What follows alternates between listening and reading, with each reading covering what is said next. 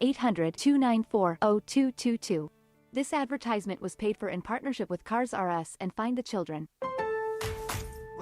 With the new My Lowe's Pro Rewards American Express card, earn 3 points per dollar spent on Lowe's qualifying purchases for the first 6 months after card account opening. Plus, save 5% every day on eligible purchases at Lowe's and earn points on eligible purchases everywhere else Amex is accepted. Card members get more at Lowe's. Subject to credit approval. 5% can't be combined with any other offer. Exclusions and restrictions apply. Points subject to loyalty terms at Lowe's.com/terms and credit reward terms at Synchrony.com/MLPRA-terms. Visit Lowe's.com/business credit. Oh, here we go. 3:20. In your afternoon, the DeMarco and Travis Afternoon Show. The No Stress Sports Talk Express on a live imaging Tuesday.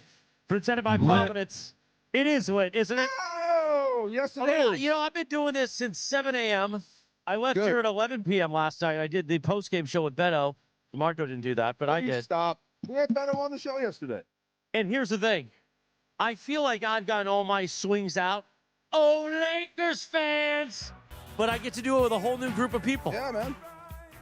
You know, when it's all said and done, it's actually better that it was so close. An incredible performance by LeBron and AR. Really was. The whole Michigash last night.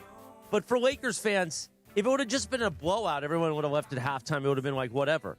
The fact that the blade is right under the rib when it dives into your skin, that one hurts more. They fought like crazy. That it was so close. They fought like crazy. You were in the house. I was right? in the house.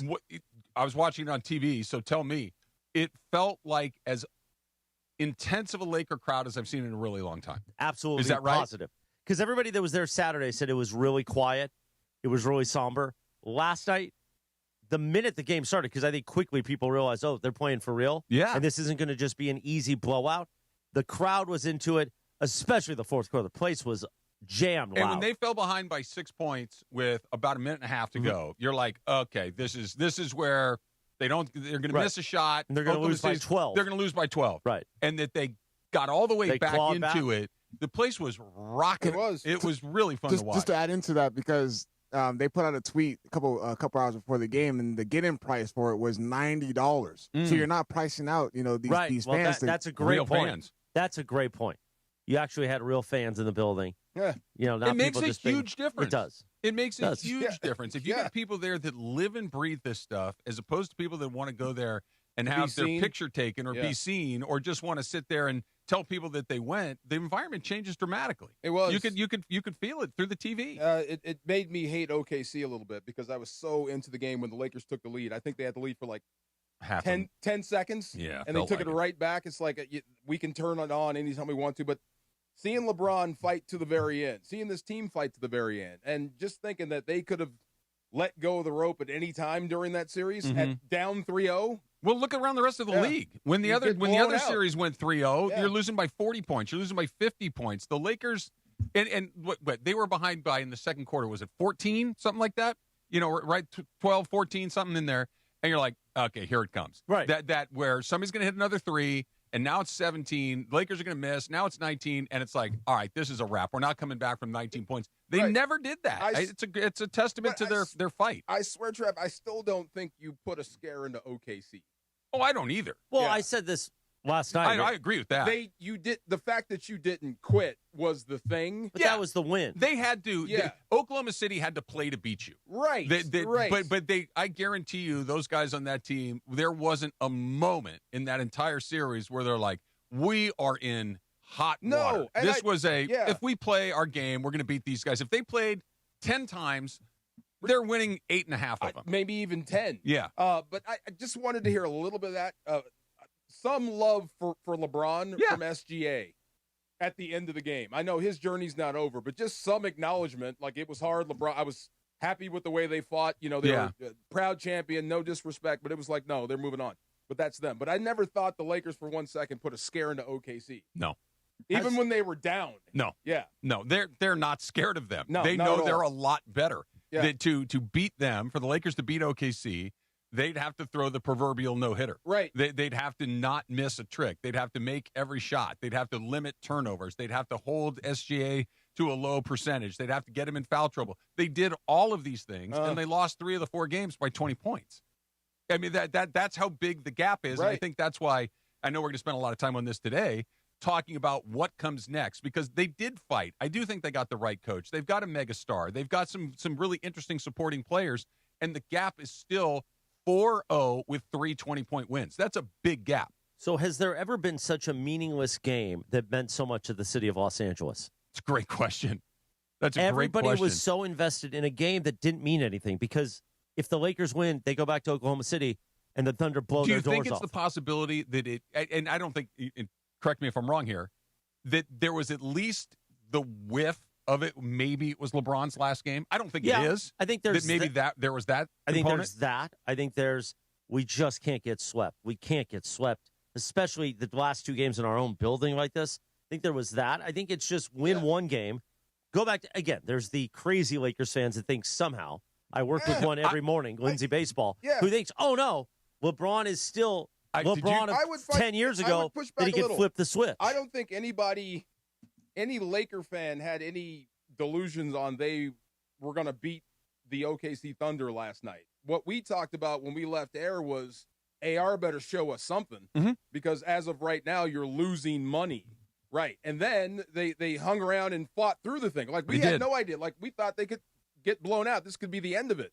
But no one ever brought up LeBron's last game as a Laker until the very end, when you realize this could be his last game as a Laker. Yeah, I saw a hilarious tweet or Instagram or whatever it was about talking about delusional Laker fans that said LeBron James and the Lakers are on track to become the first team to ever come back from an 0-3 deficit going into Game 4. That just was like the perfect distillation of how crazy some group of Laker fans are. And LeBron is not that guy anymore, but he's still, I think, an important part of what may be coming up next, assuming the price is right. I know we're going to get into all of that, but it was a... He's the math problem you got to solve. This is the wrong word. Help me find the right word. It was oddly satisfying conclusion to a series that you knew they had no chance of winning. That maybe not even winning a single game, but the way that they went out was respectful. Bro, like they went in there and fought like crazy. They put up a fight. You had 2 shots to win that game. 2 straight games where the Lakers had a lead going into halftime, and then the third quarter came along. OKC found a way to respond, and they blew the doors off in both those games. And then this last game that we saw is that Lakers, like, they were down by 14, 16. They still found a way to claw back in them, but OKC. The Lakers would get a bucket, OKC would come down, they would answer, they would respond. So I think every single time. But winning time, right? That shot by Austin Reeves, the one that missed at the end. What would that have been? The lead? It would have been tied. Tied. So you had a chance to tie or keep the lead and win the game, and you couldn't keep them off. So, yeah, I mean, they fought to the very end, but you had chances to win that damn thing.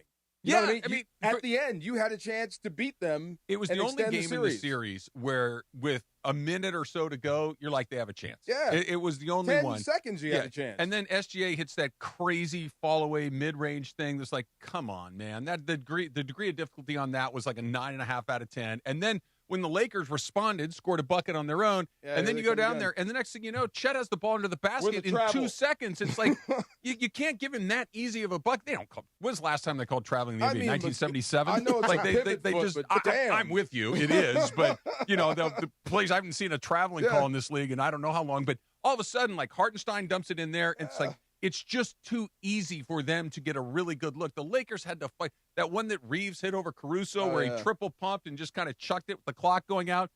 You can't find a harder shot than that. And the OKC is getting just dunks at the rim Caruso with 10 seconds left on the shot clock. He's now the eye of my hate for OKC. I hate everything about him and them right now. No, but I'll get over it. Even the one possession where the Lakers actually get a stop, they finally get one. LeBron secures a rebound, and then the ball gets poked behind him, and they end up turning the ball over. And that's what happens. That was their OKC capitalizes on it. He missed the layup. They missed a couple of shots you would have thought they would kind of make. There was a real. Was it LeBron or was it Smart with that horrible turnover right across the half court time? Yeah, that was That was the laziest looking pass that there was nothing on it. That was one of those things that a high school coach would come unglued for. It's just, they had just too many mistakes. The fact that you were so shorthanded against that team and you were in it, all the credit in the world. We're just nitpicking now. But, I mean, it did remind me of Patrick Ewing missing that little bunny. Oh, yeah. That could have sent him over the edge. But, I mean, if that's the last stop for LeBron, I'm right there with you. When he left the floor, I was oddly inspired by that. I really was. And I would love to know what the motivation was for this team not to let go of the rope. It doesn't seem like it's coming from JJ. I think he gets credit for some of it, at least. I'm sure he does, technically, all that stuff. But even he mentioned it in his postgame. Like, he's not sure where this came from. He said there were times when I thought this team was going to let go of the rope, and they didn't. So I have no choice but to give it to Bron. Maybe LeBron, maybe JJ, maybe, there's some leadership, Marcus Smart, that's going on inside the building that doesn't get, talked about nearly enough. But I know I'm repeating myself a little bit, but you look around the rest of the league, 3-0 was one of those, let's get the hell out of here. Famously, what was it? Cedric Ceballos, I think, 1-2-3 Cancun. Right. Like, let's get the hell out. You're not coming against the best team in the league, down 3-0. It's over. What are we doing here? Let's just go home. And they didn't. And no. I don't know what it means, but to me it means something. It obviously, look, you obviously care. You obviously freaking care about what people think, about what the brand means, and what your fan base cares about. Because, like I said, no one watching, you're disappointed they lost. You had no, is it delusions or illusions? Delusions of grandeur. Delusions of grandeur that you were actually going to come back from 3-0 and beat OKC. Nah. But you gave them a game. Yeah. But I had hope during that. Sorry, D. Yeah. I had hope. Like, watching that game, you already know there's everything stacked against them. So I was like, oh, crap. Like, we might take it back to OKC. They're going to lose over there. You made movies about that. I honestly thought, I was like, maybe they will take that one. And towards the end, I was like, oh. Okay, and then, whatever, everything went down the way it did. But I had a little bit of hope throughout that game. It is cinematic. I mean, you remember that movie 300? Leonidas, he fought the entire Persian army with 300 guys. He died at the end of that. Right. They didn't win that. No, good try, Leonidas. But it's a great movie. Good effort. Way to get in there and give it a shot. I didn't see. What's funny is Cappy's been making the 300 movie reference too. The last week, so it's odd that those worlds are intersecting. Oh, wow. You and Cappy should do algebra together. I'd love to watch that. I was never very good at algebra. A squared plus B squared equals C squared. That's all I remember. Would you rather watch, never mind. Geometry, proof, because it does. Never mind. Yeah. I was going to do a joke there. I'm not going to. Yeah. That you pulled the ripcord on your own joke is surprising. I just realized if it was analyzed in its own form, it could land me in a conversation I just don't need. I understand. I understand. Meanwhile, it is a Live Energy Tuesday. Now, here's the thing. Travis is back. He had the day off yesterday. Marcus Grant covered the show. Yes. Because you were getting a colonoscopy. You were getting a hand up the old wazoo. Camera, at least, yeah. Yeah, well, you got something up the wazoo. Yeah, yes, indeed. Now, you guys, when I told you that I was going to leave early to go to the Dodger game with the P1 listener. You should get started. I hear there's a lot of traffic. 4:50 we're leaving. Cappy and I. I heard that. Laura was like, wait a minute, you're not going to do I said, like, Travis, you finally get your wish, a short lit. You're like, you're actually going to do a short lit on colonoscopy day. I know. But don't worry, I'm going to work in plenty of material. Right. Well, now, the big question that you've been talking about is your pre-colonoscopy weight versus your post-colonoscopy weight. Is it a drastic number? I mean, for a 24-hour period, it's a pretty drastic number. Or like in the span of your life, it's not a drastic number. But from 10 a.m. on Sunday morning until 10 a.m. on Monday morning, I think the number's fairly drastic. Yeah. 24 hours. Yeah. Happens pretty quick. Oh, my God. Are we doing this now, or? We'll do it when we come back. How many times did you we'll say, okay. Save that. Yeah, hold on. More of that coming up. You can't count that high. That's how many times. Okay. That whatever that chemical or chemicals is or are, they work. It works. They work. Glad you're back. It's nice to be back. Good to see you. I feel light on my feet. I had a great workout today. Dude, you had a dubstep earlier. I saw you walking in light on your feet. Look at you, light in the pants. Flying around. Let me tell you about how I flew to work today in my beautiful Routollo Chevrolet Silverado High Country Edition. And I've been driving that truck for a couple of months now. I've been driving the Silverados for years from Routollo Chevrolet. I've bought cars from Routollo Chevrolet, 3, in fact, for my family. And I don't know if I'm ever going to go anywhere else to buy another car, because this is what they do at Routollo Chevrolet. They take care of you from the very beginning, from the moment you walk on the lot, whether it's Mike Capozio, who you see on TV. His son, Michael, is incredibly involved at the dealership. Armando Rojo, of course, is the general manager there. He plays in our softball game. They just know how to take care of you from the very beginning, from the sales to the financing to every last time till you drive away in that beautiful new Chevrolet from Routollo Chevrolet. So come see with yourself what all the fun is about at Routollo Chevrolet. Right off the 210 freeway, Sierra Avenue exit in Fontana. And if you don't live in the IE or the 909 or in the Fontana area, but you still want that incredible Routollo service, go online at RoutolloChevy.com. ROTOLO, RoutolloChevy.com. You're going to get that same incredible experience whether you're in-store or online. Go see for yourself what all the fun's about at Routollo Chevrolet, and make sure they know that Travis sent you in. Well, it was a heck of a fight last night. Austin still dribbling. Throws up a three to beat the shot clock and hit it. Wow. Thank you to the King, AR, and the entire Lakers for giving it all they had last night against the Thunder. Today, we react. We get you through the pain. And we start to ask the questions as the biggest offseason in Lakers history begins. Your home for all the conversations every day. The station you know, the personalities you love. LA's mega sports station, ESPN LA. Children's Hospital Los Angeles' biggest event of the year is back for the 10th year. Walk and Play LA brings the community together for a day of fun and philanthropy, all to support young patients who need life-saving care. Hi, it's Chris Morales, and you can enjoy me and enjoy a scenic 3K walk, plus a festival with music, games, and sports activities for all ages. Join me Saturday, June 6th at the Santa Monica Pier. Register today at walkandplayla.org and use the discount code PLAY to save $10 on your registration. Pizza Hut is bringing the heat with their new hand-tossed crust. Crispy and golden on the outside, soft and fluffy on the inside, finished with buttery garlic parm seasoning in every bite. And right now, grab a large pizza with any 3 toppings for just $11.99, delivery or carryout. When you're hungry for big flavor, keep the Pizza Hut coming with the $11.99 large 3-topping deal. Order now at pizzahut.com or download the Pizza Hut app. Limited time offer. Additional charges for extra cheese and toppings, stuffed crust, and original pan. Rich Eisen here. PayPal is now the official peer-to-peer payments sponsor of the NFL, which means all the money moments that fandom creates, whether splitting tailgate costs or chipping in on tickets and game day food between friends, are covered. Wherever the game is played or watched, PayPal moves with fans. You can send money through text, email, or directly to your friends with eligible accounts on Venmo. Just download the PayPal app and share all the moments that matter. Account with PayPal is required. Not available in all regions where PayPal operates.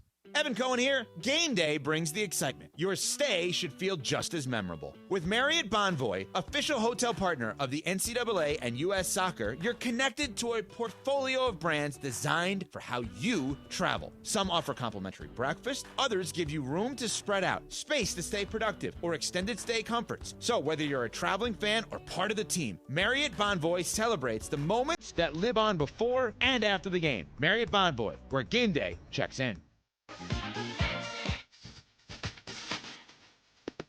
3:37 on the London Tuesday, presented by Providence.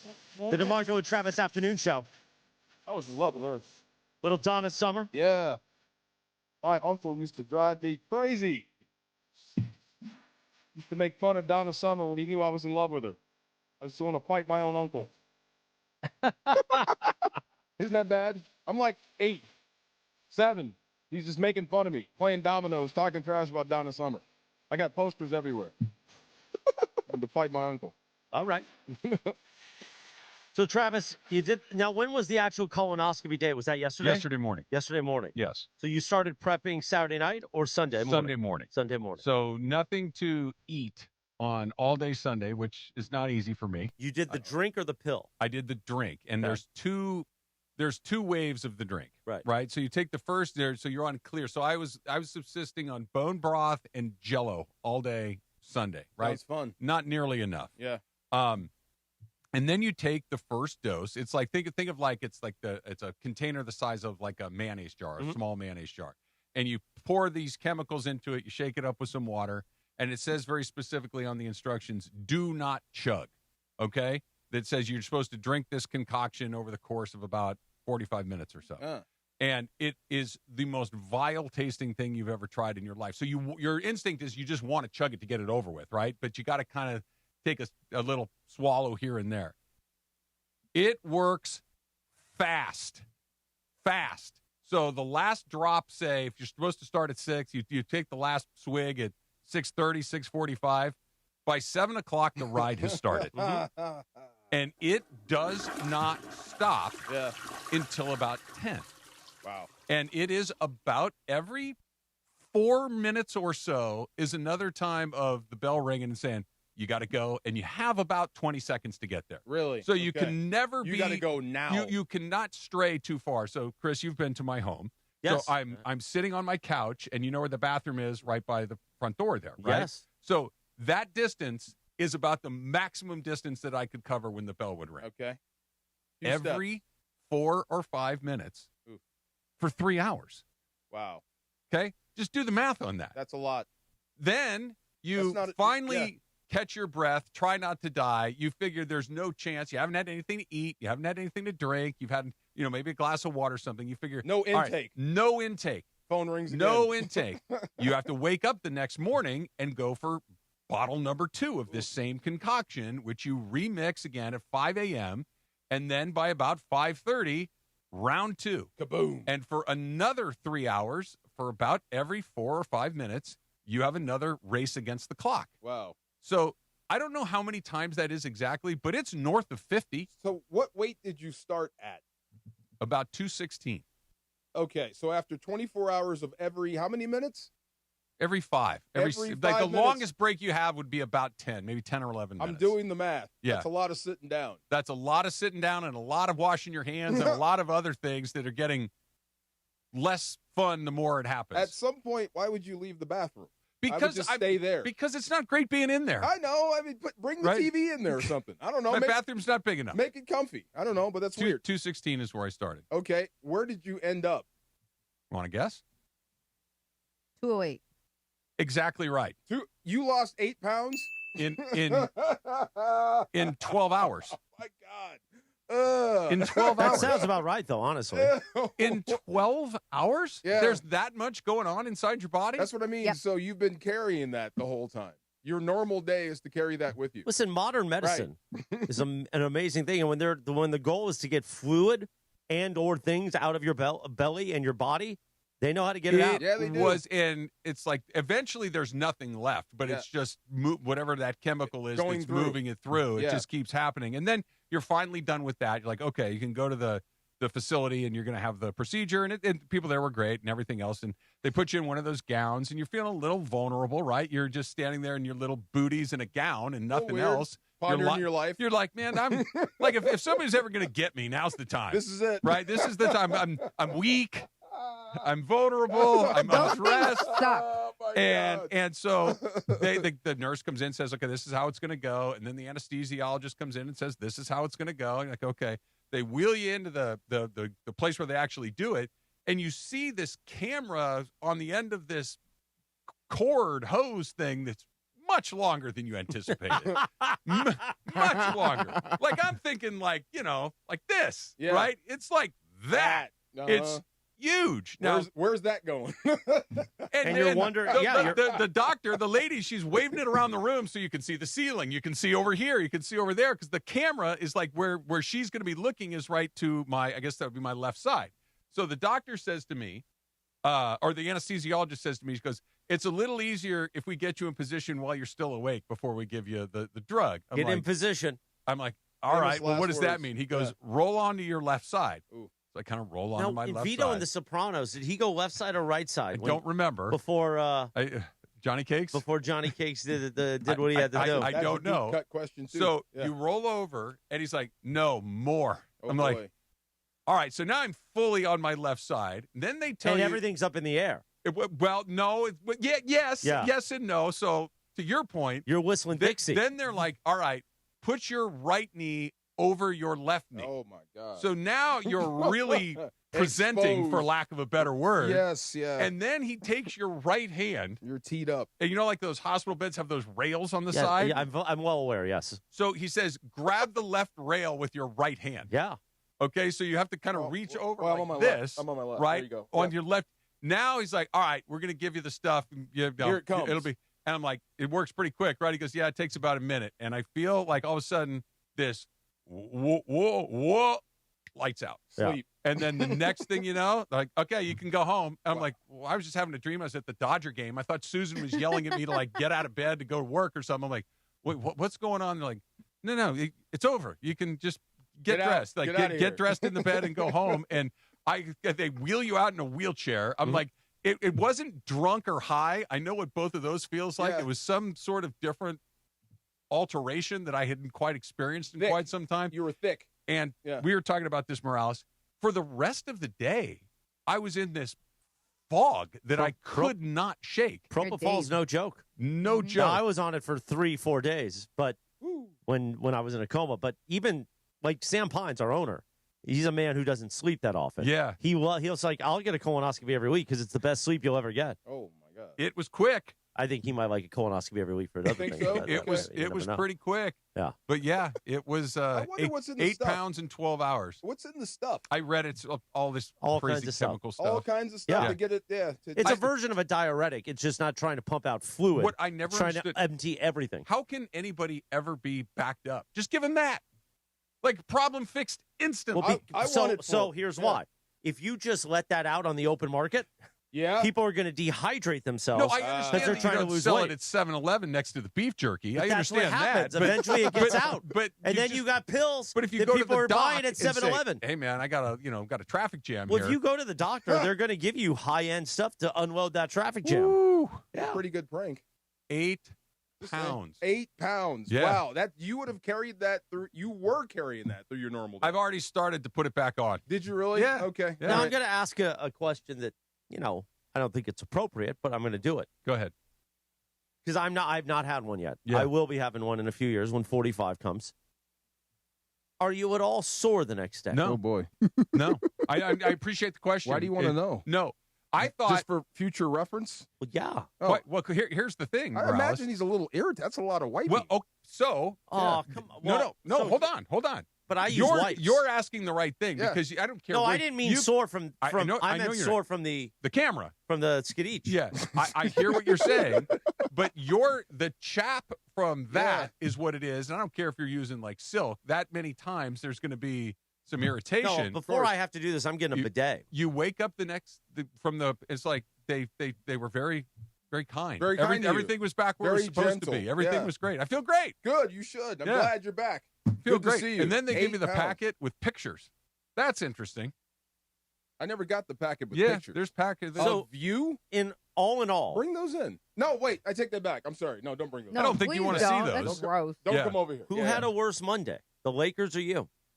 Oh, the Lakers. You had a great Monday. I You had a great Monday. just, Sunday sucked. Sunday Lakers was the didn't have- bad day. Sunday Lakers- and Monday yeah. morning. But after that, it was fine. The Lakers didn't have a horrible. It's not a horrible Monday. They lost. They fought hard. Did you expect them to win? Did I personally? No. No, I don't think they had a horrible Monday. I mean, if they were OKC and got swept, that's a horrible Monday. Well, you were down 3-0. You're a professional athlete. You won a Super Bowl. Would you rather fight hard and lose like that, or would you rather just get blown away? Okay, to be honest, if they're a better team, if we fight hard and barely lose, that's a moral victory. Even JJ said it in this press conference. That's why I had the earphones in. He said it. He doesn't know what moral victories mean, and then in the next breath says, "I don't believe in them." Well, that means you know what they are if you don't believe in them. So there are sometimes it is a moral victory. If you're outgunned like you clearly were against OKC, no you doubt. take them to the wire, give them credit for that. I do. I absolutely do. I know that an athlete is almost never going to say that. I know a coach is almost never going to say that. You're paid not to say that. And especially a pro. Yeah. I get it. But if you're being realistic, if you really are kind of looking at this in anything approaching an objective manner, you're never going to beat that team without Luka Doncic. It's just not going to happen. You have no business beating that team or being close without your best Let's player. go out there and fight like hell and see what happens. And they did. Yeah. And does it feel good? No, but it feels better than just going out there and rolling over and getting creamed That, Chris, like would be the a bad Falcons Monday. or the Hawks. The Hawks. That would be a bad Monday. If we're here talking about them getting They blown showed up by some 40. pride. They showed did. some heart. You almost beat them. You almost beat them. Now, I don't know how, like, what OKC seemed like they were playing with their food. I'm not going to say you scared them, but you had a chance at least to beat them. You didn't quit the whole time. They had to play hard to win the game. Right.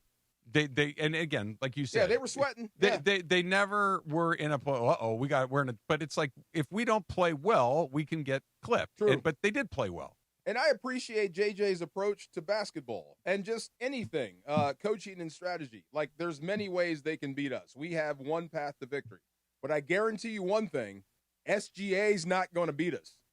And that's the right approach. And he finally had a game like, what do you have, 35 last night? Right. Yeah. But for the most part, like, it's not going to be you. It's going to be everyone else. That's why they're so difficult to play against. Right. Because even the games 1 through 3, they did a pretty good job on SGA. Yes. Let me rephrase that. They did a very good job on SGA. And they lost all 3 of those games by 20 points or close to it. This is worse. Get swept, same thing, but SGA averages 40 against you. You'll never live that down. But the fact that you held him down and you got beat, kind of, I guess, I feel like that was going to happen eventually, though, in this series. He's too good of a player. He's exactly too good of a player to only get 20 points. But I wonder in the next round, is San Antonio going to use that same game plan of doubling SGA? Oh, well, Probably not. You wouldn't do that. Well, San Antonio, they got to get by Minnesota. Or whoever they play in the next round, I don't think you'd use that same game plan. That was Lakers specific. Yeah, Lakers specific because other teams got different personnel that they can do. And SGA probably eats it up and scores 40. That's what I'm saying. Yeah. All right, so what now? What do they do now? Who comes back? Who doesn't come back? We're going to hear what Rob Pelinka had to say about all of that. It's coming up on a lit Tuesday. It's DeMarco and Travis, ESPN LA. It is lit all day, 8 pounds worth. Love that. Coverage and content of the 2026 NBA playoffs on ESPN LA is presented by Pechanga Resort Casino. Yes, sir. Play your perfect combination at Pechanga Resort Casino, official Native American resort and casino, a Native American resort and casino of your Los Angeles Lakers. Be proud. See for yourself what made readers of Newsweek and USA Today name Pechanga the best casino outside of Las Vegas. Go there now, not too far. Visit Pechanga.com for more information.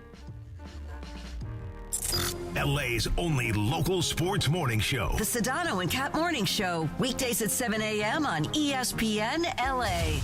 I know we've had this conversation, and we're probably going to have it again. We were talking about Austin Reeves. Uh-oh. Okay? But I think more and more what I've been saying for years, okay, of like, I'm not comfortable, and I hate doing this. I hate being the guy that takes money out of somebody's wallet. But it's like, I'm looking at this through the Lakers lens, okay? I'm just not comfortable giving him the max. Oh, please. I'm not comfortable giving him the max. Oh, listen, George, look, I love Austin Reeves. Austin Reeves is a great offensive regular season player.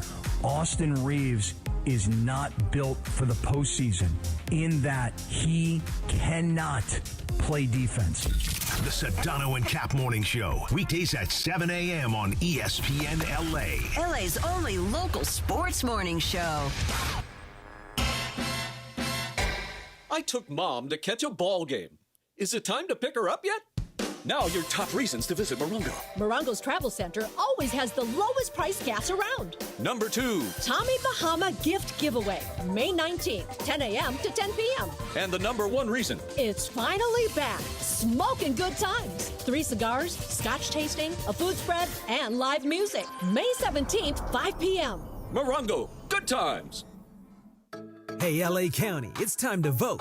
Return your ballot early at any official ballot drop box. Visit plan.lavote.gov to make your voting plan today. That's plan.lavote.gov. Brought to you by the Los Angeles County Registrar. Chris Canty here. PayPal is now the official peer-to-peer payment sponsor of the NFL, which means all the money moments that your fandom creates, whether splitting tailgate costs or chipping in on tickets and game day food between friends, are covered. Wherever the game is played or watched, PayPal moves with fans. You can send money through text, email, or directly to your friends with eligible accounts on Venmo. Just download the PayPal app and share all the moments that matter. Account with PayPal is required, not available in all regions where PayPal operates. My dad passed away unexpectedly. Of course, it was awful in every way, but we are very grateful that he had life insurance. So even after he was gone, he was still able to provide for us. And that's why I have life insurance for my family. Ethos.com. They make it fast and easy to get covered. It's 100% online. You get a quote in seconds, and you can apply in minutes. You get covered the same day. Get your free quote at ethos.com/game. That's ethos.com/game. Paid spokesperson. Time spent on application may vary. Online health questions required. Rates may vary.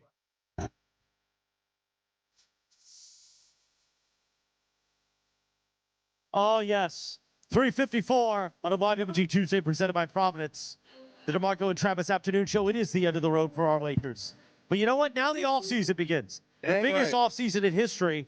And that's why, starting Thursday night at 6 p.m., the debut of a new chapter of Lakers Talk with Mike Trudell. Ball knowers. Why don't you finish the line? Would you like me to do that? Well, Mike I started Trudell? it. I got it wet for you. I didn't know what you were doing. I Soft thought ground. you were going to take it from there. It is, as Chris said, starting this Thursday. Trudell is the new host of Lakers Talk every week, 6 to 8 p.m. Listen to a Lakers voice you know and trust, insight, analysis, and everything LA Lakers. Thursday night, 6 to 8 on ESPN LA, your home of Lakers basketball. I just got things started. Got it wet. That was probably not the best phrasing. I meant to say I softened the ground. To use the West Wing and political Travis, the term, we softened the ground. Yeah, I know. And then it came out wrong. Nobody bats 1,000, Morales. I understand. It's fine. Listen, I'm tired. It's been a long day, and now I got to go. Take a nap. I got to go entertain at the Dodgers game. Take a nap. I think we're going to do about another hour. Yeah. And then you guys are going to be free. You should just relax. Take it off your feet for a few minutes. Go into your studio over there. It's nice and dark, and just chill out. No. Why not? But this is the highlight of my week, working with you guys. Not DeMarco, but with Travis. Oh, thanks. Yeah. Who would you bring back? What you got? I mean, I heard John and going after Mason a little bit about bringing back Marcus Smart and Rui. Yeah, well, but if you do and you bring every back dollar you spend on guys you have is $1 less you can spend on a new guy, right? Yeah. So I want to play this for you. This is Rob Pelinka talking earlier today about what they're trying to do, about how they want to go about building their organization and how they want to go about trying to compete for a championship in the relative short term. I can't wait to hear this. Here's Rob. I mean, I guess maybe a question about the team. So you mentioned Detroit, San Antonio, OKC. What did those teams have to go through to build through the draft, in your opinion? Yeah, like multiple seasons of, losses. And that is just not part of our infrastructure here. As much as some of us might want it to be that way, it's not the Lakers way. We have to find sustained excellence. And so it does create, at times, a thread the needle where you've got to find a way to have championship rosters every year. I will say that the hardest thing to do to get to that point is to have a young, transformative player that can carry you in the playoffs all the way to a championship. That's the hardest thing to get. You can lose 5 years in a row and get 5 top 5 picks and come out of it without that player. It's really hard. But we were able to get that in Luka, so that part of the puzzle is solved. And we're grateful for that. Now it's just a matter of putting in all the other pieces around that to be able to get to the end. All right. So what I think is really interesting about that is that he's saying that to build a team like Oklahoma City, like Detroit, like San Antonio, I think was the third team that he mentioned in there, that you have to go through multiple seasons of losses. Then in the next breath, he's talking about because you need that young, transcendent player that can carry you throughout the thing. Well, they don't have to do that. They already have that. The idea of tanking is to get your hands on Luka Doncic or Wemby or Cooper Flagg or one of those guys, Cade Cunningham, one of those guys that can change the direction of your organization. They don't have to go down and do that. This is the thing. It's like, this isn't, what did he say? This is the hardest thing to do. It's not the Lakers' way. Okay, fine. I concede that that's the way that he sees the world. Should it be? And I'm not saying go all the way to where you're winning, 18 games in a season, but to keep your powder dry for a minute and say, you know what? We are not where Oklahoma City is. We are not where San Antonio is. We do have the most important thing, but we cannot do the same thing over again. So we're going to have to be, basically what I'm getting at is the patience that he's saying that they can't do. They don't have to do the big patience. They need to do the small patience. The one deviation is Luka is not a rookie. Right. Well, true. So you're on the clock a little bit. But he's also not 35 years old. No, but he's not 20 either. He's not 19. He's not LeBron. I mean, how old is Luka right now? 28. 28 years old. I mean, he's on the right side of 30, but 28 becomes 32 very fast. So that's the one thing. But I'm with you. And I was looking up the dark ages. I guess the Lakers don't tank, but they've had some pretty bad seasons. So I don't think they meant to lose. 27. He doesn't turn 28 until next February. Okay. Well, I don't think they meant to lose in like 2013, 2014, but I don't think they were in a hurry to get it right. So you have to tank, I guess, to get into the lottery to get one of those. But is there not, DeMarco, is there not a difference between tanking and being strategic? Like tanking is just, let's be awful and hope that a transcendent player lands in our lap. Yes. As opposed to, but hey, listen, that guy. We have that guy. Let's be a little careful about how we spend our money. Let's be a little careful about signing up for something we like that maybe we don't love. What up, Austin Reeves? And something that is old and fading quickly, LeBron James, as opposed to saying, hey, listen, we have this. We need to start giving him what he needs. If Austin Reeves is what Luka Doncic wants and needs, great. Give him Austin Reeves. If LeBron James is something that can work out economically, that's fine. But the rest of this stuff has to be thought of in a way very differently than this, well, we don't have time. You actually do have a little bit of time. And I think this idea that Laker fans aren't willing to look at the bigger picture beyond what's right in front of their face is wrong. I think they will understand if you say, hey, listen, we are taking incremental steps. We're doing it as quickly as we can, but we're also doing it as responsibly as we can. We play for championships every year. How's that working out? Because you're just in the same spot spinning your wheels over and over again. Well, I don't think he meant like we're in the hunt for championships every year. That's the goal every year, and we just don't tank. That is not the Laker way. I mean, we were looking that up. Have the Lakers ever tanked ever? No, but that again, there's a difference between tanking. No, I know what you mean, right? And being patient. If you didn't have Luka, you might consider it to reset, but you already have that guy. I'm right there with you. But I mean, I think you're at the point to where you can't really, I guess, lose enough to get one of those young guys, so you're going to have to. But I can manage my money. You can better. pay for it. Yeah. But I mean, that brings us back to Doe. What are you going to do with LeBron? Has he earned the right in your eyes to come back? I think he has with the way he played. Yeah. I heard through the grapevine or from people that were talking about him all day today that he may play another 3 years. Right. I wouldn't be surprised either way. But you still have to worry about him, the money. Austin Reeves right there with you, but you're going to have to pay him something. Yes. Because if you don't, you lose him for nothing. That's bad business. That is bad business. You can't do that. Well, okay, so I guess, here's the thing. If it's only either or, and maybe there's something in the middle, and hopefully there is, but if it's, hey, we got nothing for this when we could have gotten something, or we are paying premium prices for pretty good, which is more damaging. I'd rather get nothing. And just start over and have a clean slate. This is where, and we can come back, and we got Far Side coming up in a little bit, but maybe on the other side of the Far Side, we'll talk about where the Dodgers in all of this come in, where Mark Walter comes in all of this in, because I think that idea of, hey, we're going to let you make this, but you better be right. You better be right. And we're going to do this, and then we're going to fill in like, okay, you just said you can do it. Let me see it. We'll get into that coming up in just a little bit. Can I just add in one thing, though? What if Rob Pelinka is saying that, like, there's like, because him, like, as far as the patience and understanding that you got to be patient as far as in the smaller window, but there is no really, guarantee into that. There isn't. Because OKC, like, if you're getting all those picks, they hit on all those. Like we said, they have to be able to hit on those picks. Even if the Lakers did have those draft picks, they didn't hit necessarily. No more Hood Shafino. You're going exactly where I want to go with that Dodger conversation, because that's exactly, if you're going to do it, you better do it. Because Oklahoma City, when they're picking guys, every one of those guys, it seems like, is contributing to the team. The Lakers have not had nearly as good of a batting average. That's coming up. We'll call it 15 minutes from right now. The Far Side is coming up next. It's DeMarco and Travis, ESPN LA.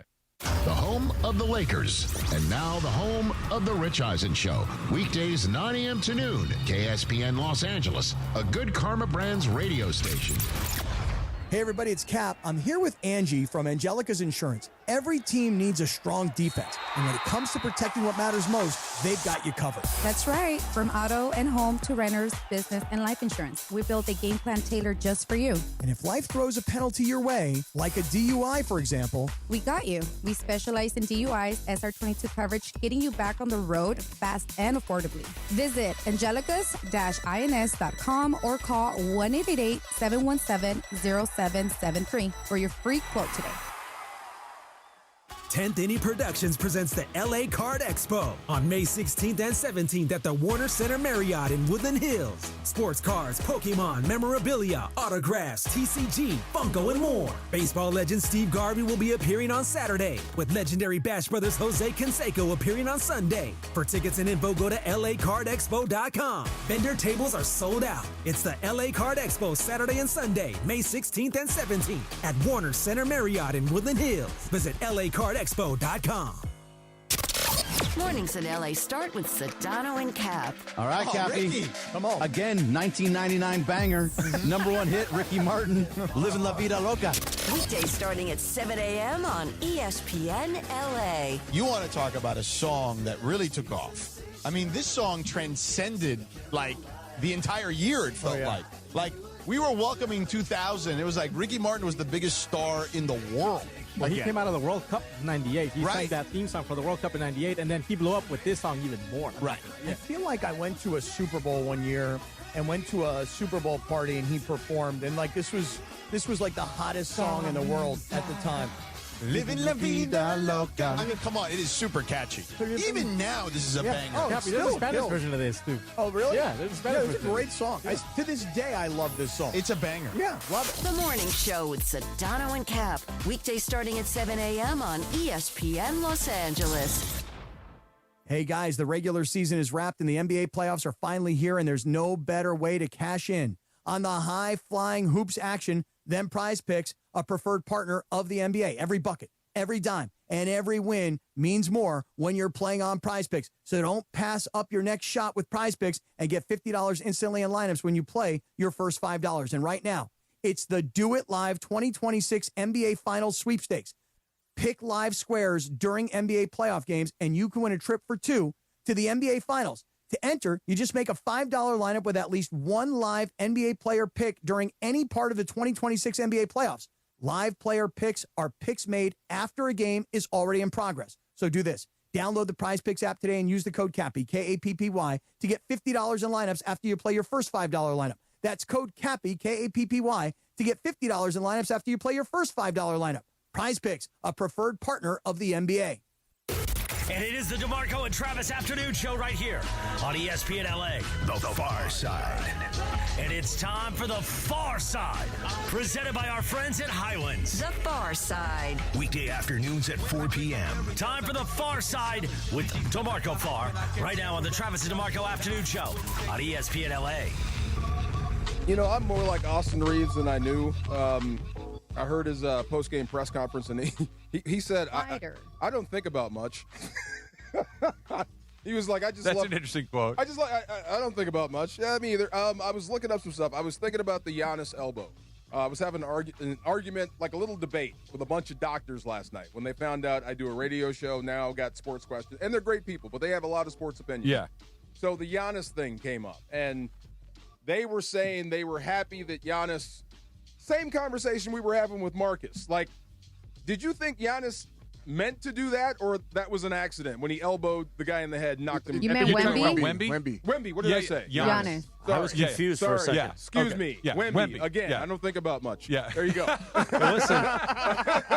Sorry. Good save. Thank you. Well done. Wemby elbowing the guy in the head. Do I think it was on purpose? Yes. Reed, by the way. Nasri, thank you very much. Yeah, I do. Of course, he looked him Yeah. right in the eye, Yeah. and he placed that thing where he wanted to. But Yeah. you can't suspend Wemby.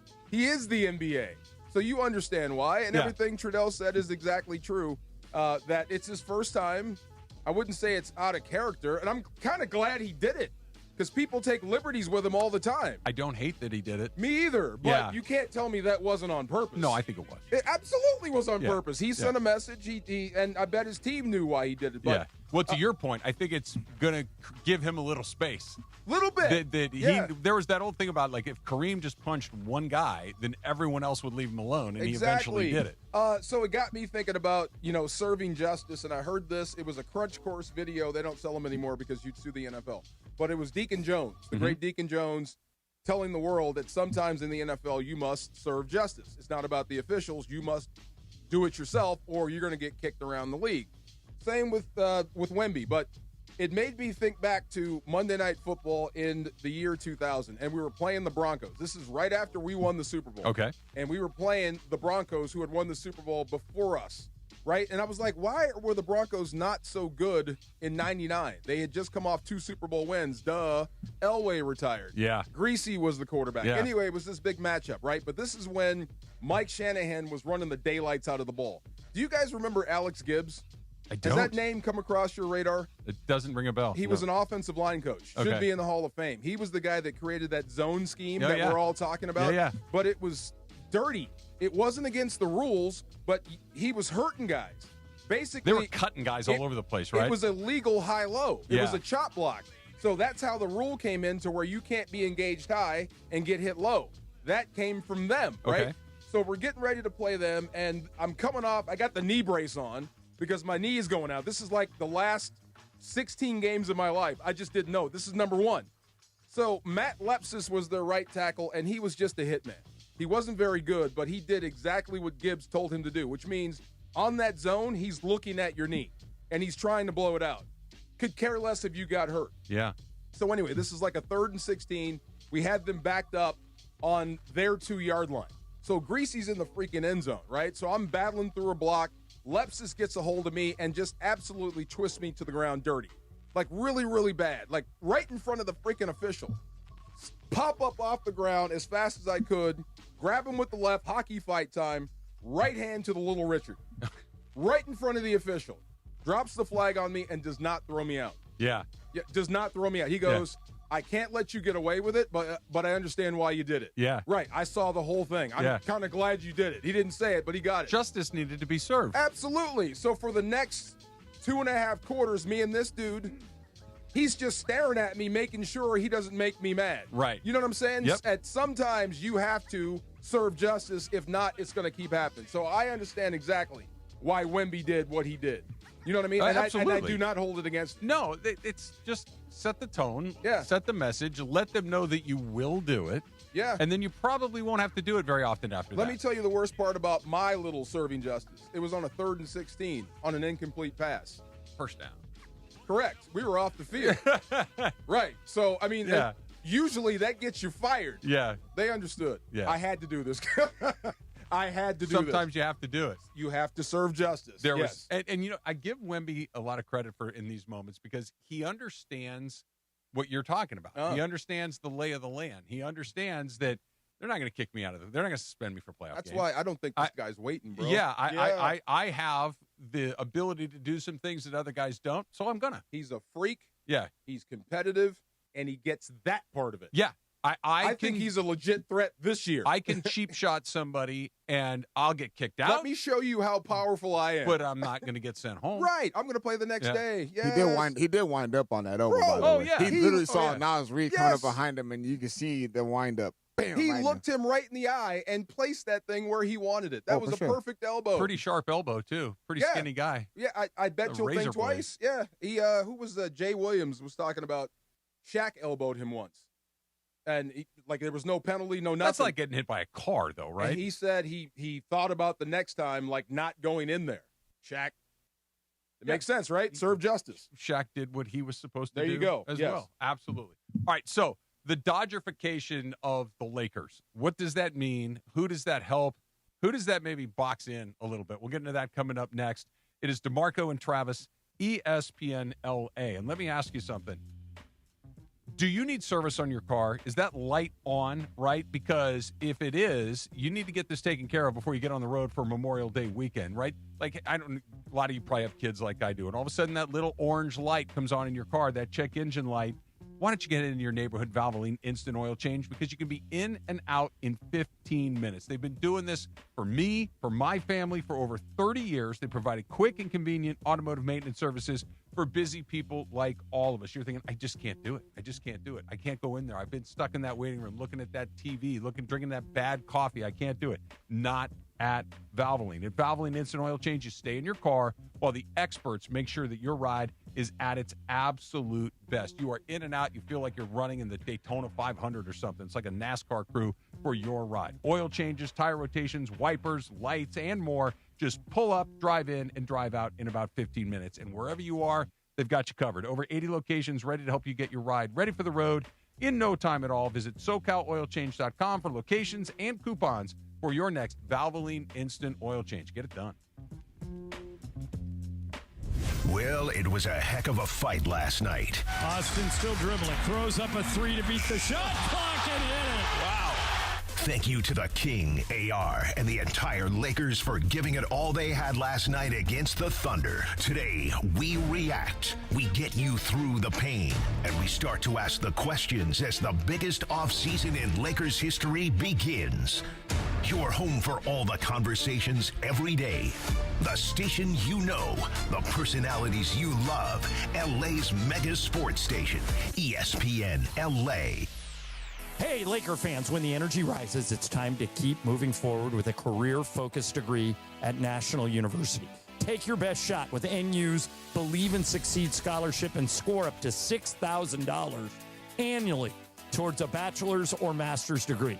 Flexible 4- and 8-week online courses, online options, and support like free tutoring and virtual mental health counseling. NU is built for busy lives. Apply by July 31st at nu.edu. Terms and conditions apply. Individuals and businesses with tax problems, listen carefully. Do you feel like you're losing control of your finances? If you owe over $10,000 in back taxes or have unfiled tax returns, we can help you take back control. The IRS is the largest and most aggressive collection agency in the world, and they can seize your bank accounts, garnish your paycheck, close your business, and file criminal charges. Take control of your tax problem now by calling the experts at U.S. Tax Shield and take advantage of the Fresh Start program and new laws that may allow us to negotiate a settlement for the lowest amount possible. Our team of tax attorneys and enrolled agents can stop collections and get you protected so you can take control of your financial future. U.S. Tax Shield offers a price protection guaranteed quote to get you protected today. U.S. Tax Shield is A+ rated with the Better Business Bureau, so call now. 800-687-5192. That's 800-687-5192. U.S. Tax Shield. 800-687-5192.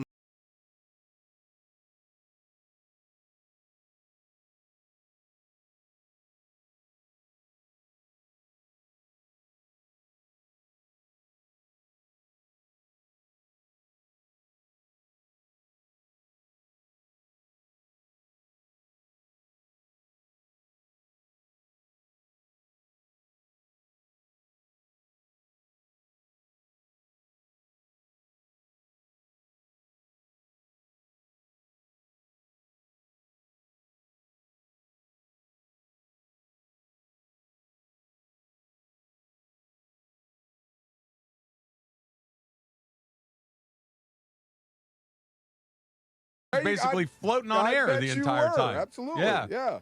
Still a little cautious, though, every time someone's like, are we good?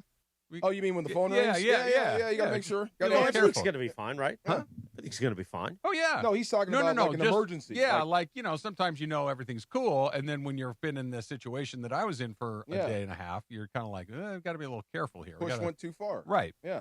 Right. I've been there. It happens. Listen, with the meds I'm on, sometimes it's the great equalizer. It happens to everybody. Everybody's been there. Yes. I just have been there more recently than others. I'm glad you're talking about it. Yes. Get my brother in there. Yeah, I said it out loud. I hope he's listening. Anyway. You need him to get a colonoscopy? He's too tough, bro. Too tough to get a colonoscopy? What does that even mean? He's too tough. It's the dumbest thing I've ever heard. It is. I know. He's living in the Stone Age. I'm right there with you. Keep talking. There you go. Okay. Tough guys Travis is the tough guy. Tough guys actually go. That's right. That's me. Go. I'm always often confused with tough guys. Yeah, there you go. That's my rep. If he was in casino, his name would be Tony, my brother. There you go. You used to play sports? I used to play sports. Absolutely. You're puppy. No, that's later on. You got your Ducks tonight. I do. Ducks in Vegas. Yes. I do like the Vegas Knights. I'm just saying. That's what you said. I'm rooting for you, though. No, you're not. I am rooting for you. No, that's okay. You don't have to be invested in this. I am rooting for you. I'm invested in this. I'm invested in your happiness. I want them to win. So you'll be happy. I will be happy. I'm going to be nervous until that thing is over, but I will be happy. Where are you sitting at the game tonight, Morales? I don't know. I think it's good seats. Armin Cornell is the great P1 listener. He's got season seats. Oh, nice. And I believe we're seeing Cappy, of course, reached out to the crazy Hernandez brothers, Hernandez Wholesale Flooring, proud sponsor of the morning show, but they have baseline seats, and Cappy's like, we could all meet up before the game, meaning can you get us into, can we go to the Lexus Baseline Club? Yeah. And I'm just like, Cappy. We don't need to always just be. He's like a Sicilian, always scheming, always looking for the hookup. He knows a guy. It's just tiring, though. You can't get the yes if you don't ask. Yeah, but all they can do is say no. You can't get the yes if you don't ask. Can we? I had to fill in. Remember a couple weeks ago where I had to leave early because I had to fill in for him at the Dodger game with Sedano and the Hernandez brothers. Like, can we just go to a game? I planned to be here till. Although I guess in hindsight, for Ice Cube Lowrider bobblehead night, it's going to be early arriving crowd. Yeah, I it's want best one. that I get. Yeah, it's a good bobblehead. I want that bobblehead. It's a good bobblehead. Yeah. But don't worry, there'll be another one the night after that, and the night after that, and the night after that. Just wait. So soon will be Lakers bobbleheads. That's exactly right. So the Dodgerification of the Lakers is taking place. You know, Rob did his end of the season press conference today, and among other things, talked about how Mark Walter and his group coming in and kind of restructuring and rethinking the way that the Lakers do some of the things. In terms of the resources that Jeannie and Mark are providing for us, that's an area that they really want us to grow. We see that, of course, with our brother-sister organization, with the Dodgers. They've invested a lot in player development and have done it so well. And so that's a conversation JJ and I are going to start to have in terms of, in addition to Dan's question about building out the front office infrastructure, are there additional resources he needs on a coaching staff to lean into player development and that arc and what it could mean. But your question is a really good one, and it's a very important area for us to have Lakers excellence in. I think it's going to be at the top of this, because basically what the Dodger people, we'll call them the Dodgers for the sake, just for clarity, the Dodgers are saying, what do you need? What do you need? Well, you need more assistant coaches? We'll do more assistant coaches. You need more analytics? We'll hire you an assistant general manager for analytics and Is that how they're doing it? I thought they were telling them, you need this, you need that. Well, this is you don't have this? Are you crazy? I think they are, but in a collaborative sort of way. Yeah, okay. Right? Yeah. And, you need somebody to help you with drafting and scouting and all these things. Yeah, let's get you another assistant general manager. They're going to hire 2 assistant general managers. And of all the things that I've heard coming out of this press conference today, that was the thing that I thought was the most interesting and the most impactful for what might be coming next. Because we want to bring Austin Reeves back. Yeah, we want to bring LeBron James back. And the Dodgers kind of putting their arms saying, okay, go ahead, but it better work. And it better work out the way that you're telling me it's going to work, because the rules of engagement are different now. Before it was you had to convince Jeannie, and that was basically it. Now you got to convince a much different group of people with a much greater level of success recently, with methodologies that go far beyond just, I don't know, let's just try it because this is the way we've always done it. They go about it because it works and it makes sense. That's a very different group to try to convince to do something than just one person. I think the pressure on him is massive this offseason. I've seen the revolution or the evolution of analytics in football, and at first you're resistant. It's a bunch of long heads that talk numbers. But then when you actually start to figure out, they could tell you exactly what type of player to look for. Mm-hmm. And then you can plan your draft strategy, free agent strategy around that. It starts to make a lot of sense. You know what I mean? Because there's data there. But the thing that gets me about this is it's the Lakers. They've had a sustained run of success that's rivaled only by maybe one team out east. And I am, well, not for a very long time. But in totality. In totality. But this is where they get off the track. By Dr. Buss and Magic Johnson, Kobe Bryant, Shaquille O'Neal. Okay, great. I love the history, too. It's been 15 years. Right. Like, we have to do something other than everybody loves the Lakers. Everybody wants to play here. We'll always get a free agent. We'll always be able to do this, as opposed to let's have a blanket plan in place that makes sense because it makes sense, not just because we're the Lakers and it always works out for us. That's not a plan. No, I think it made sense, and I heard this earlier, and I'll repeat it. The Lakers are built for an NBA that existed 10 years ago. Bingo. So it did work, but I think the NBA is passing you by. Passed you by. And I'm surprised it took this long, and it took a new ownership group to figure that out for the Lakers. That's the only thing that surprises me. Like, you get to the top of the Lakers, you didn't know this is where the league was headed? No, they didn't. Right. You missed the boat. You didn't know this is where. You know. And this is why I think that going back to kind of putting these things together, about what Oklahoma City has done, about what San Antonio is attempting to do, another team like Detroit is attempting to do.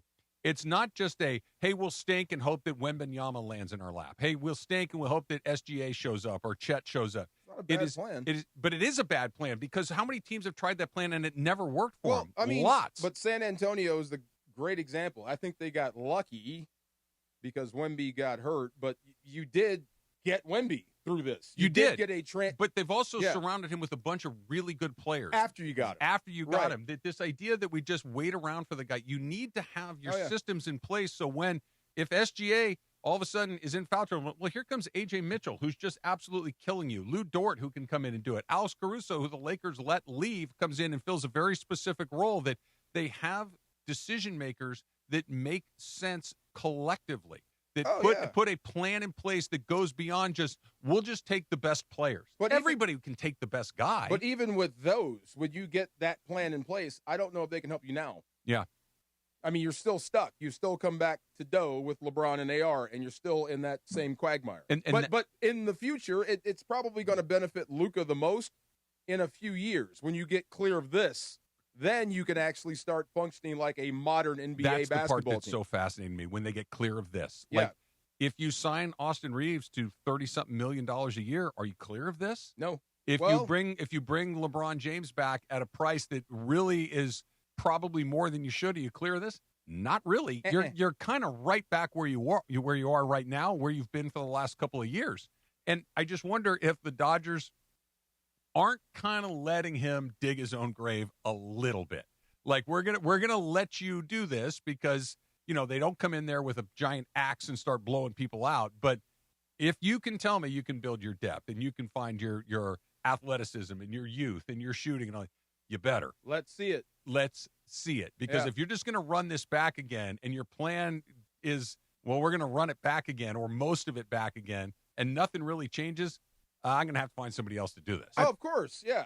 I think that's why patience is the key to your point, because we understand what Oklahoma City was able to accomplish and the guys that they were able to get, but they still had they had that year with Chris Paul in the bubble and the SGA, and he's a big advocate for SGA as far as how his development went. But look at the Spurs, like they acquired Wemby, but they still had a veteran, Harrison Barnes. They got De'Aaron Fox in the trade deadline, another veteran guard who also been in a playoff run.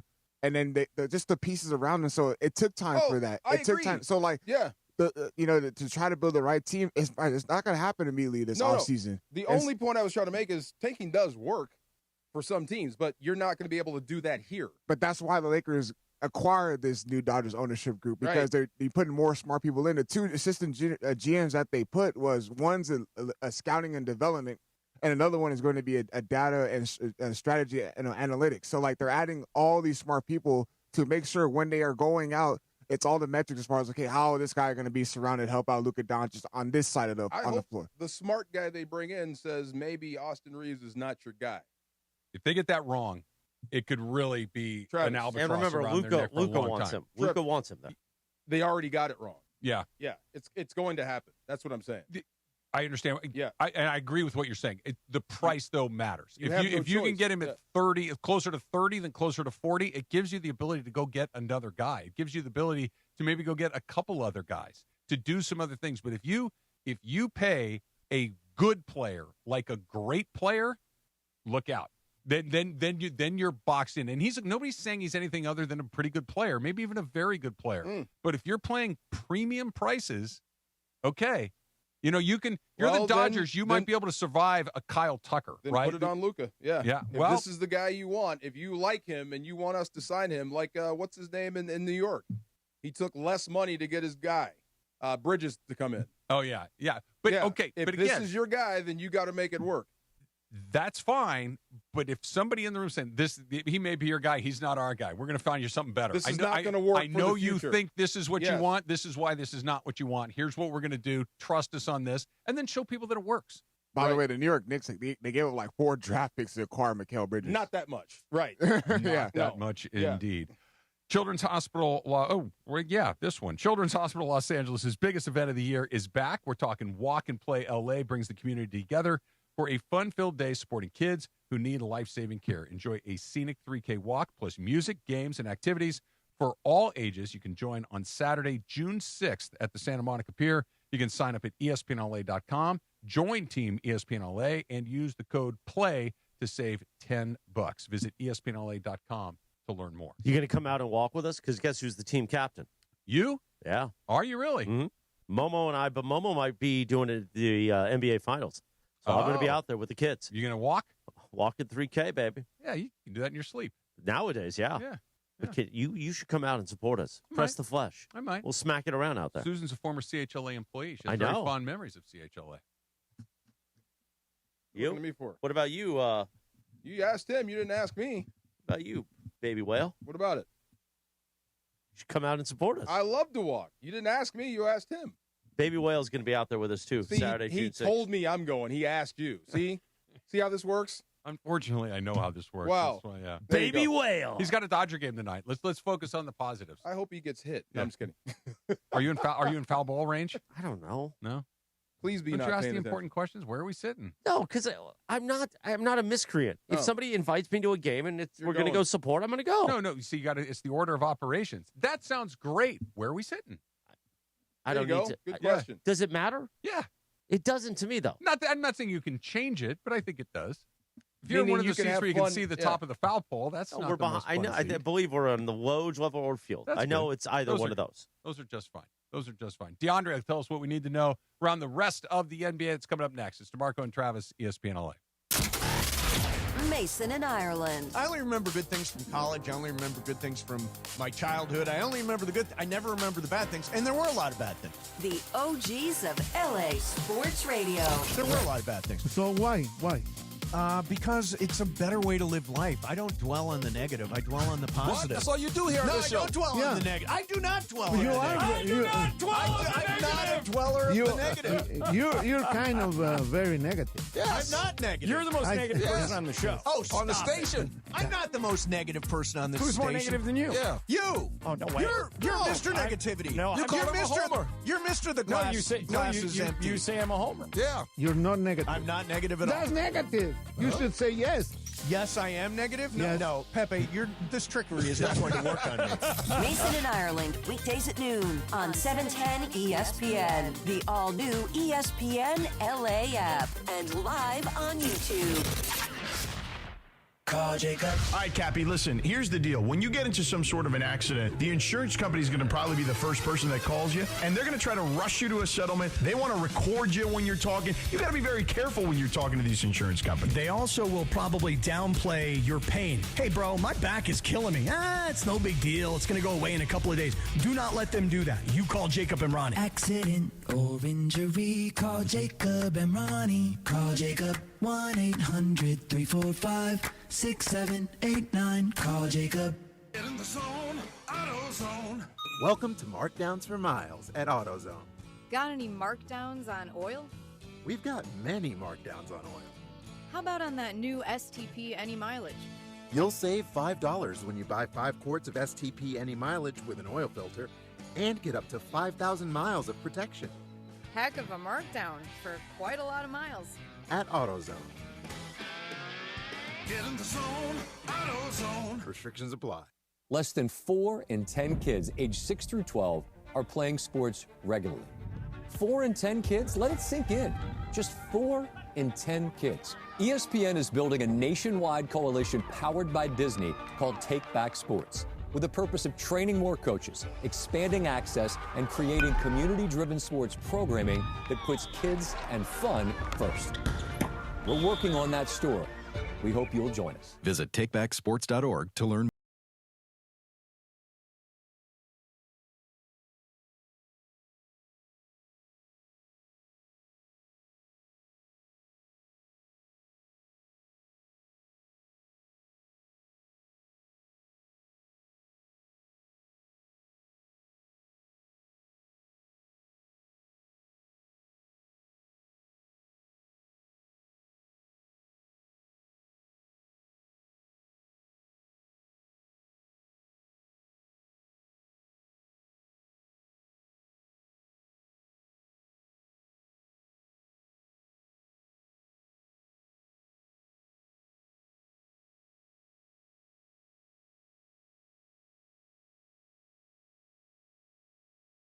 Got there in a kind of a weird way because Luka and Reeves went out the way that they did. But I think if you would have said at the beginning of the season the Lakers are out in the second round, you would have said, yeah, I'll okay, take that sounds yeah. about right. Braun said something interesting. He was talking about that the playoff victory, the round one playoff victory. Some of those guys had never been in the playoffs. Some of those guys had never won a playoff series before. So imagine going into a series when guys you're playing with have never experienced this before. No, that was a good playoff series win. And you get them through it. Yeah. Yeah, that's success. They did a good job in that series. They did. You know, it's a 4-5. You didn't have your best guy. They didn't have their best guy, and you beat them. And no one really thought you were going to beat him. You know who surprised me a little bit because he kind of faded some is Luke Kennard. Remember, they just learned how to play defense on him. No, but there was or played defense, or on they him. just took him away. But there was a time when I thought that maybe he was going to change our perspective on him. Nah, he's been in the league too long. You don't think so? Nah. I thought there was he was showing us something. This is what I can do. When a first or second year guy, you can surprise me. But Luke Kennard's been in the league 8 years, something like that. Yeah. Like you are what you are. I thought you might have uncovered something. They finally said, we should probably put a guy on him, and there it goes. That was that. Yeah, the other guy is Rui. Rui did the opposite. I think Rui improved his stock on the way out. I thought Rui played like he should have played last night. Like Rui played hard. He hit big shots. That one he hit over Holmgren towards the end there with was the super snatchback. Oh, yeah, man. Yeah, that was really good. But again, Rui's another one of those guys. You want Rui back? Yeah, great, okay, but you're gonna get the same results. You keep bringing everybody back, you're gonna get the same thing. You know, Bergman said that he would take Drew Timme over Rui. Remember? That's wrong. Yeah, he said that earlier. Before the playoffs started. What did you say when he said that to you? I said you're out of your mind. Oh, you didn't laugh? Oh, okay. No, you're out of your mind. That's just wrong. Tell us what else we need to know. All right, so got a series tonight. The Minnesota Timberwolves and the San Antonio Spurs. That series is evened up right now. Kind of interesting one because Anthony Edwards had a spectacular performance in the last outing when Victor Wembanyama went out with that ejection. Anthony Edwards had 16 points in the fourth quarter. So that series is going to be really, really interesting. That they're back in San Antonio. Wemby, we got the news that he's not going to serve any suspension or anything like that, so he will be active tonight. So that's one we got to keep our eye on. But this Cleveland Cavaliers and the Detroit Pistons. Now, I thought the Detroit Pistons were going to be that team to come out of the Eastern Conference, especially when Boston Celtics went out after they lost to Philadelphia. But the two teams right now that are really interesting is the New York Knicks. They swept the Philadelphia 76ers, where the 76ers, they had no chance in that series whatsoever. But the Cavaliers are starting to get their guys, and they're starting to respond in a real way. Donovan Mitchell had 43 points last night. The Detroit Pistons had no answer from him. And Travis, our guy James Harden. Yep. He played well. He did. He's playing well in these past two games. Last night he didn't have a good shooting night, but he was still aggressive and getting to his spots. But game he at least impacted the game. He at least impacted the game. In game 3, he was one of the main reasons why they won down the stretch because he was able to get to his spots, get to his mid-range, his pull-ups, and he hit some clutch shots in that fourth quarter. So that's an interesting series as well because that one's now tied up 2 apiece. All right, let's pause on that for half a second. Let's say Cleveland wins that series. Cleveland wins the series. Let's say Cleveland goes into the series against the Knicks and wins that series. Cleveland goes into the series against the Knicks and wins that series. They're in the NBA Finals, and whatever happens, happens. Yeah. Okay? LeBron James, one last lap around the track as a member of the Cavs, the last thing to put them over the top. I just heard that this morning. The one place he could go. Takes a real haircut. Basically, I'll do it for whatever the bare minimum is, the veterans minimum. I'm going to go do it over there. I want to do it in Cleveland. I think that they're closer to going to the finals than the Lakers are. Let's go and take a shot there. Does he get the credit if they do? Depending on how Cleveland ends up this year, if LeBron goes there and wins them a championship, does he get the credit? I think it's the first thing you said. It depends on how far they go this year. Right. If he gets them further, then yeah. I mean, he'll get some of the credit. You think he can actually go back to Cleveland? Sure. Yes. You really do think LeBron James can put on a Cavaliers uniform? Yeah, I don't think it's the most likely scenario, but it's certainly possible. It's the only place he can't go other than L.A. Because I don't think he wants to go to another team. I don't either. There's been reports about Golden State as well, but I just don't. I don't see it. I don't see it because they still got to worry about Jimmy Butler, and as far as what his timetable is going to be. I mean, Draymond Green, he's had a player option right now. I mean, I know they just gave Steve Kerr a contract extension for 2 years. I mean, but Steph Curry, he's dealing with injuries these past couple seasons as well. So it's a very interesting one. And he's not going to go for 1 year and then be like, I'm out. LeBron? Yeah. Why not? That's end his career that way. That's weird. Why? Goes out on a championship. Yeah, like it's home. Weird. It's the team that he won a title with. No, it's him closing for Golden the circle. State. Yeah. No, that's weird. Yeah. That I agree with. Yeah, I was like, that's weird. Going back to go just for 1 year. I thought you were talking about Cleveland. Yeah. No, that's I'm like with you on picture perfect. Go, bye. Yeah, I'm with you on that. He can go to Cavs. No, but that's. I mean, honestly, this playoff series. I think the interesting one tonight is you guys should be locked into the San Antonio Spurs. That's and the a great because series. It's been really, really good. if you haven't been watching, you've been missing out. Fun. LeBron in his postgame, they asked him, like, he's been here 8 years, his longest consecutive run with one team, right? I just wonder if he considers himself a Laker. Such a good question. And because I know most of the fan base doesn't, but if he considers himself a Laker, that's a weird thing. Can I push back a little bit on that? Because I will say that a lot of the fan base, including myself, didn't. Mm-hmm. And I think he's warmed me up a little bit more with what he did this season. The fact that he was able to take that third, like, be the third option and still be the leader of the team when he needed to be and kind of take, I've always, and this is just me personally, I'm not speaking for anybody here or any other Laker fan, but a lot of the times I was like, oh, his ego is so huge, he can't do this. And he was like, bet I did that, and was able to remove that and become that third option and help the team. And, you know, he kind of said it last night when he talked about it, like, I've never had to do that. And the fact that he took a step back and did that, I was like, oh, man.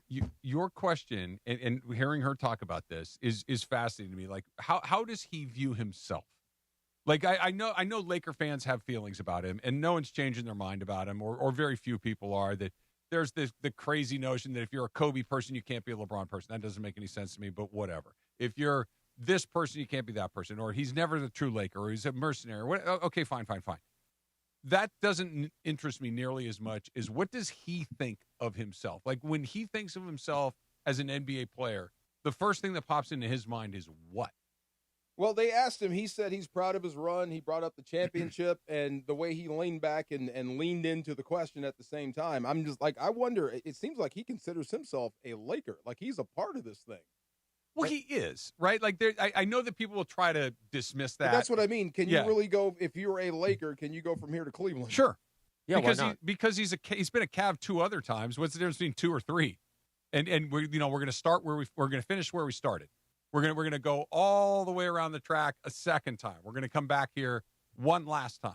And the fact that Cleveland's pretty good. I mean, it fits. It fits really well. But I just wonder if he's like, man, I love being in Los Angeles. He's got a daughter in high school. He's got his family here. His businesses are here. I know he can go wherever he wants. But you're deified in Cleveland. You can only screw that up, I guess.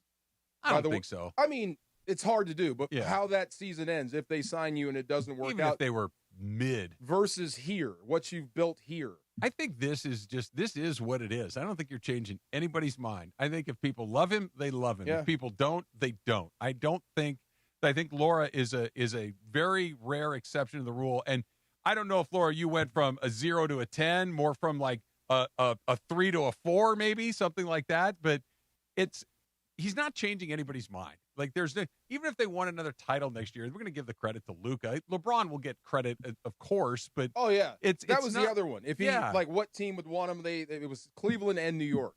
Like, what if he signed someplace else? If they do get over the hump, would he get the credit for it, depending on where he goes? There's only 2 places. Like, would he help Cleveland? Would he help New York, or would he just be riding? I think he would help anywhere he goes. He's still a really good player. He's a great player.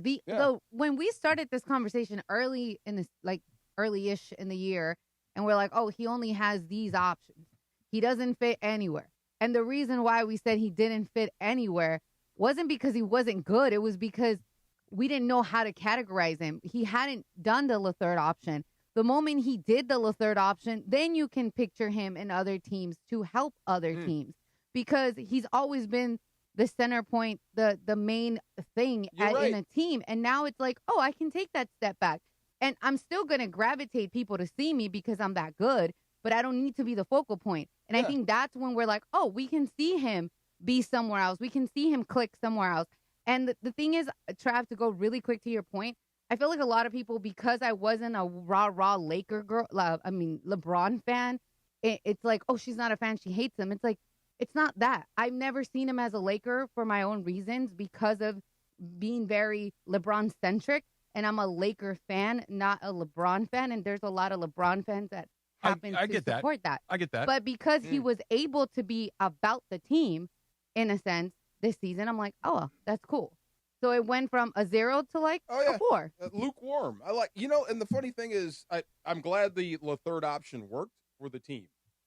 But I like this LeBron. The third option. No.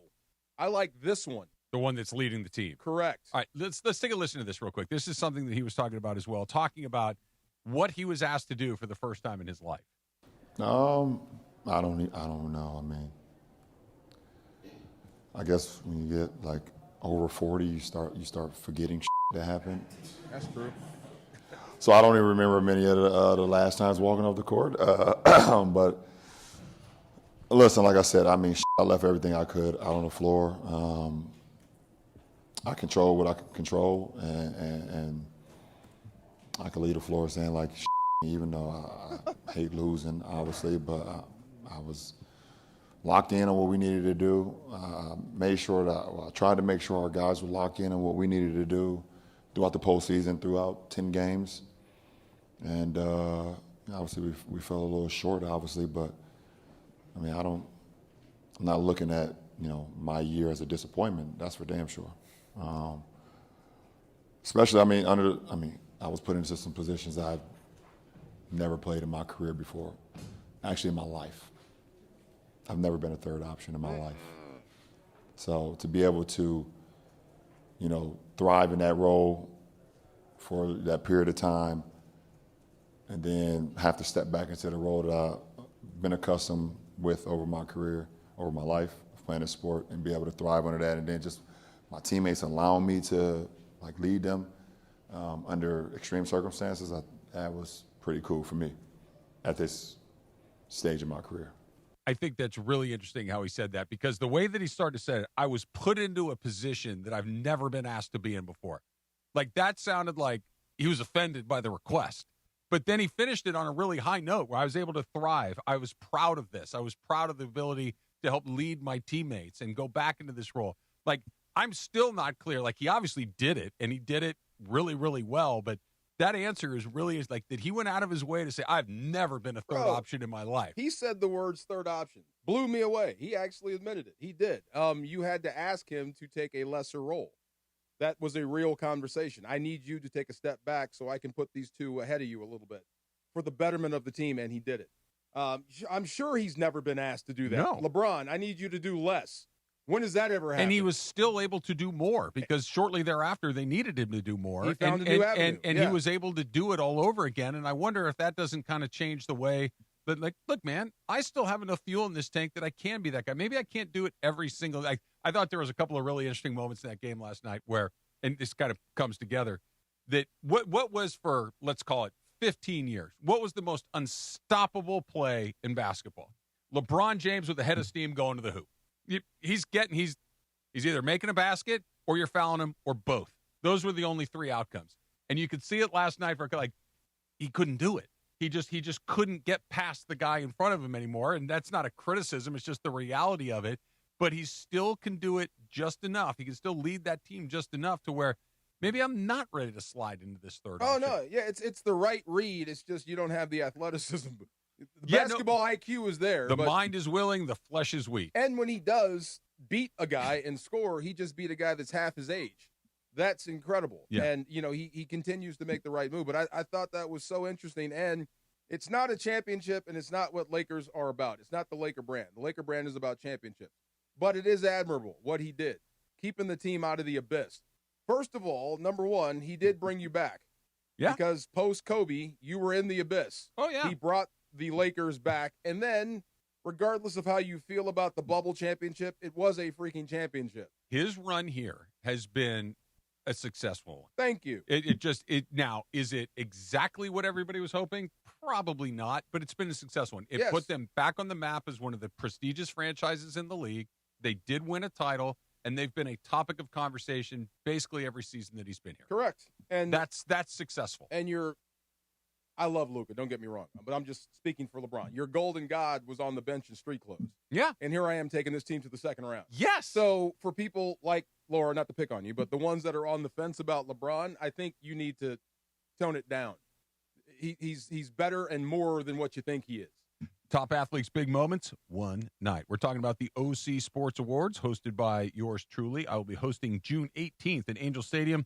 Get to celebrate greatness and be a part of one of Orange County's premier sports nights.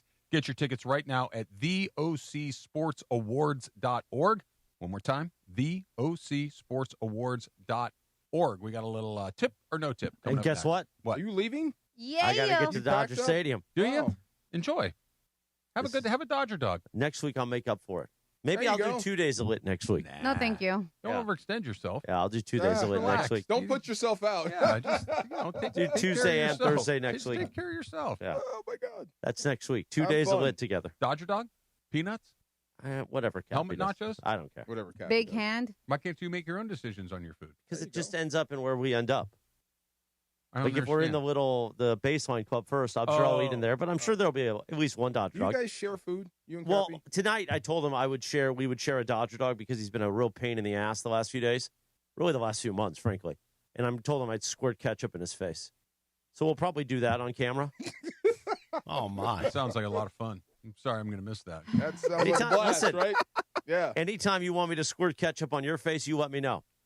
And we will return the Sedano and Cap Morning Show tomorrow morning at 7 a.m. It's a windy Wednesday, so Brian Windhorst will be in studio with us as well. You guys have a great rest of your show. Good to Enjoy the see game, you. Chris. Yes, have fun. Go Yamamoto. Oh, I got to talk. First, hold on. I got to talk to you about my downtown LA home away from home. The East Central Hotel. I was there last night. I walked in at 11:15 after the Lakers game, after doing the hit with Beto. Of course, you didn't do a hit with Beto, DeMarco, but I did. Travis is having a colonoscopy.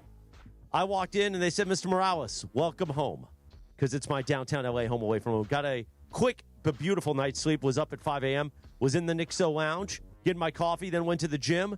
Got a quick, very quick little walk-in before I had to get back on the air. I'll be there tonight, so will Cappy. No, Travis, we're not going to be sharing a room, but they are the largest rooms in downtown LA, so you could share it. Here's the thing. You got an event, you got a concert. Lakers are done, but when the sporting events are back at Crypto.com Arena, don't get behind the wheel drunk if you got an important dinner. Like DeMarco just said, he spent Mother's Day at Fleming's downstairs. Get a room at the East Central Hotel. Laura just said the Sparks in my ear. That's true. Spark season is here. Go to the East Central Hotel. They got the biggest rooms in downtown LA. You can fit the whole family. You can fit a party. Maybe you're having one of those eyes wide shut parties that DeAndre likes. Have them at the East Central Hotel. Okay? They got you covered. Just go to eastcentralhotel.com, the official home of entertainment in downtown LA. Mornings in LA. Why do we grill to order at Waba Grill? It's just better for you.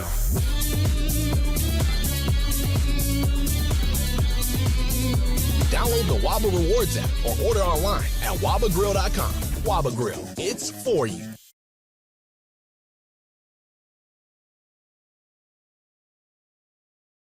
Is give him the deal that you think you need to give him. Like, those two things should not be tied together. This is how I would feel if I were him. Okay, this is not how I believe he actually feels. And if I were LeBron's team, I would also be positioning it that way too. I would agree with that. LeBron is still the better player, still the bigger draw, and LeBron has a much better chance of helping you win than Austin Reeves does. And that is an unfortunate thing to be saying. I can't believe you just said that, Cap. No, it's all true. The Morning Show with Sedano and Cap. Weekdays starting at 7 a.m. on ESPN Los Angeles. 10th Inning Productions presents the LA Card Expo on May 16th and 17th at the Warner Center Marriott in Woodland Hills. Sports cards, Pokemon, memorabilia, autographs, TCG, Funko, and more. Baseball legend Steve Garvey will be appearing on Saturday, with legendary Bash Brothers Jose Canseco appearing on Sunday. For tickets and info, go to lacardexpo.com. Vendor tables are sold out. It's the LA Card Expo Saturday and Sunday, May 16th and 17th at Warner Center Marriott in Woodland Hills. Visit lacardexpo.com.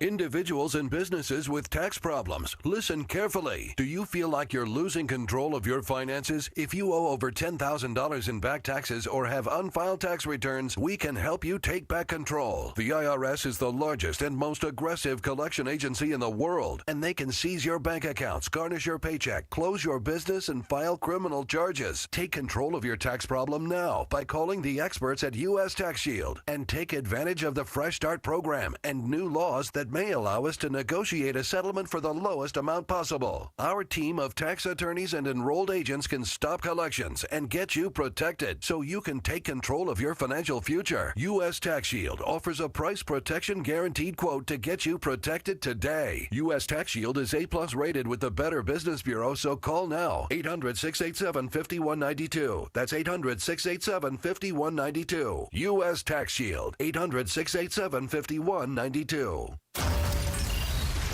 And it is the DeMarco and Travis Afternoon Show. 4 o'clock in the Southland. You know what that means.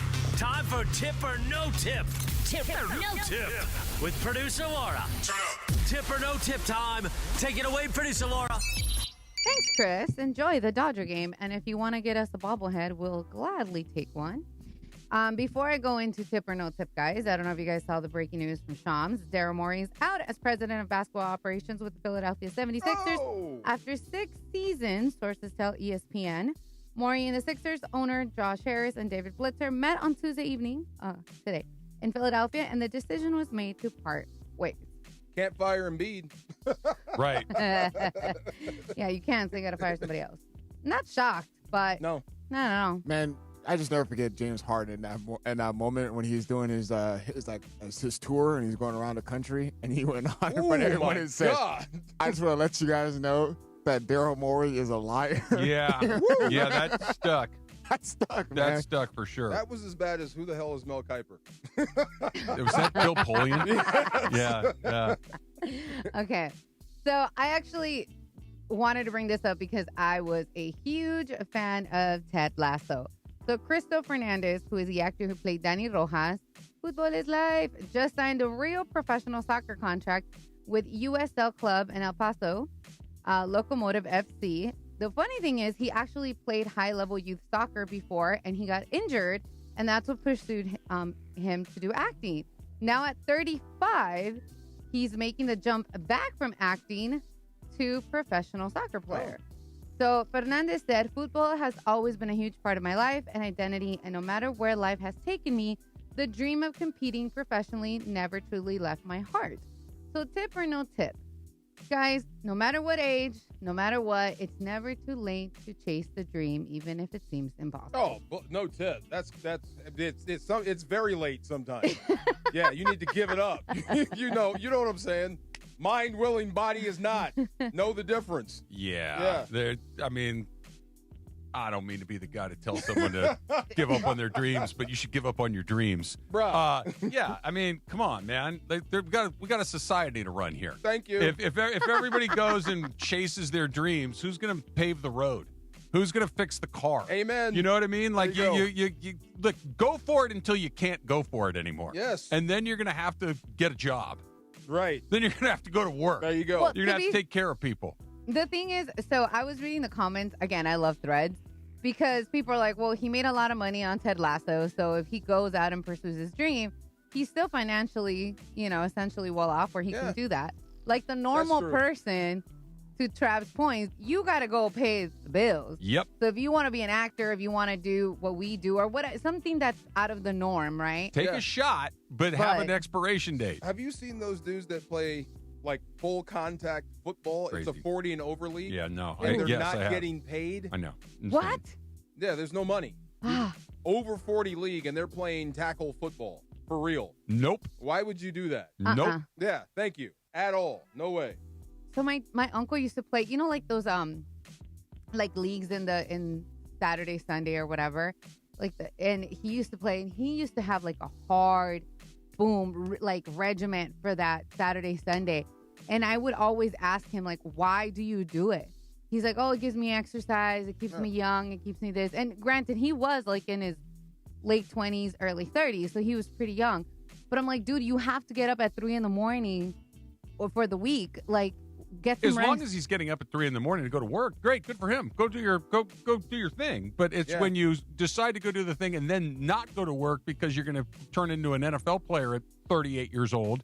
That's when we're making crazy decisions. There you go. Yeah, you might want to things. not do this. Right. Yeah, it's not going to happen for you. All right, here's another crazy one for you guys. As you heard, Spirit Airlines shut down operations and filed for bankruptcy. The internet's trying to save it, though. A viral crowd surfing campaign called Led by Spirit is gaining traction online with people.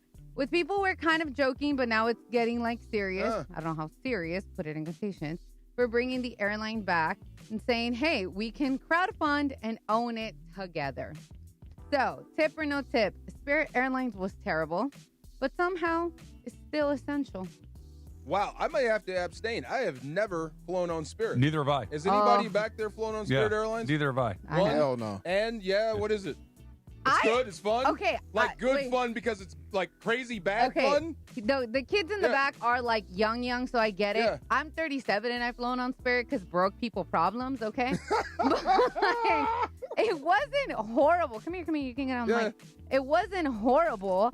Like I paid $50 extra to get the big seat. Got free drinks. The big seat? Yeah, it's like the front seat. The big it seat. Was like first class? What they considered their first class. You would get like little snacks and free booze for like an extra $50. How was it for you? Like, it seems like a flying party. No? Oh, he doesn't know how to turn on the mic. What are you doing? It's exactly like you get what you pay for, basically. Like how much is a ticket? I mean, I've flown for like less than like $50 round trip. Like from LA to Cleveland, I think my flight one time was $47 round trip. Oh my God! Do they have seatbelts?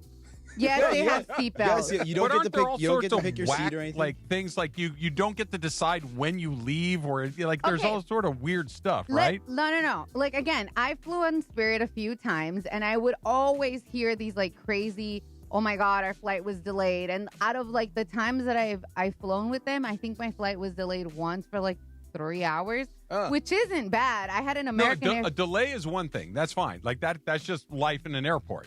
Sometimes your flight gets delayed. Yes. But I'm talking about like we have one seat for $12, but it leaves at 3:00 in the morning and it leaves in 10 minutes. I might No.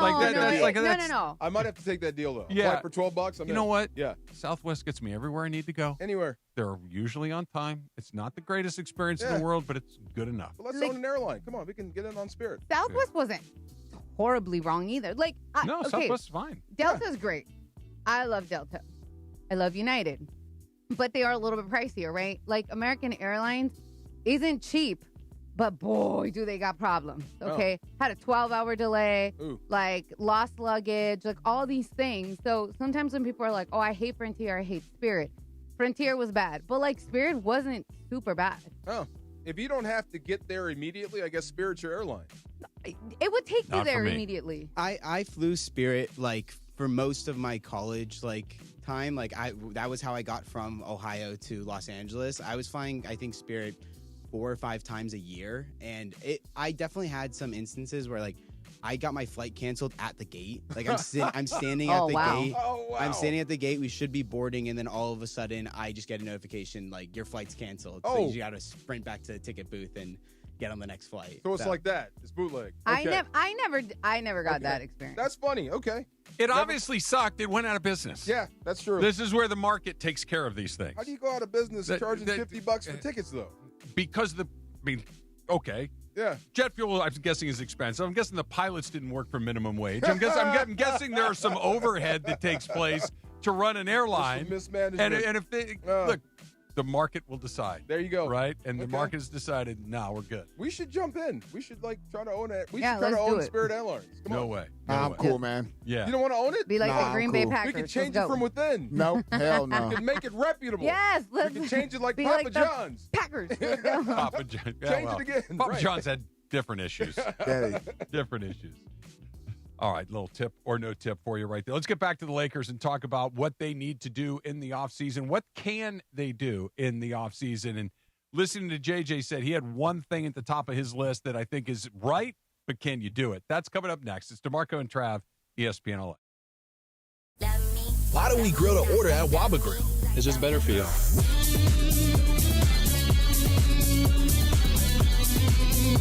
Download the Waba Rewards app or order online at wabagrill.com. Waba Grill, it's for you.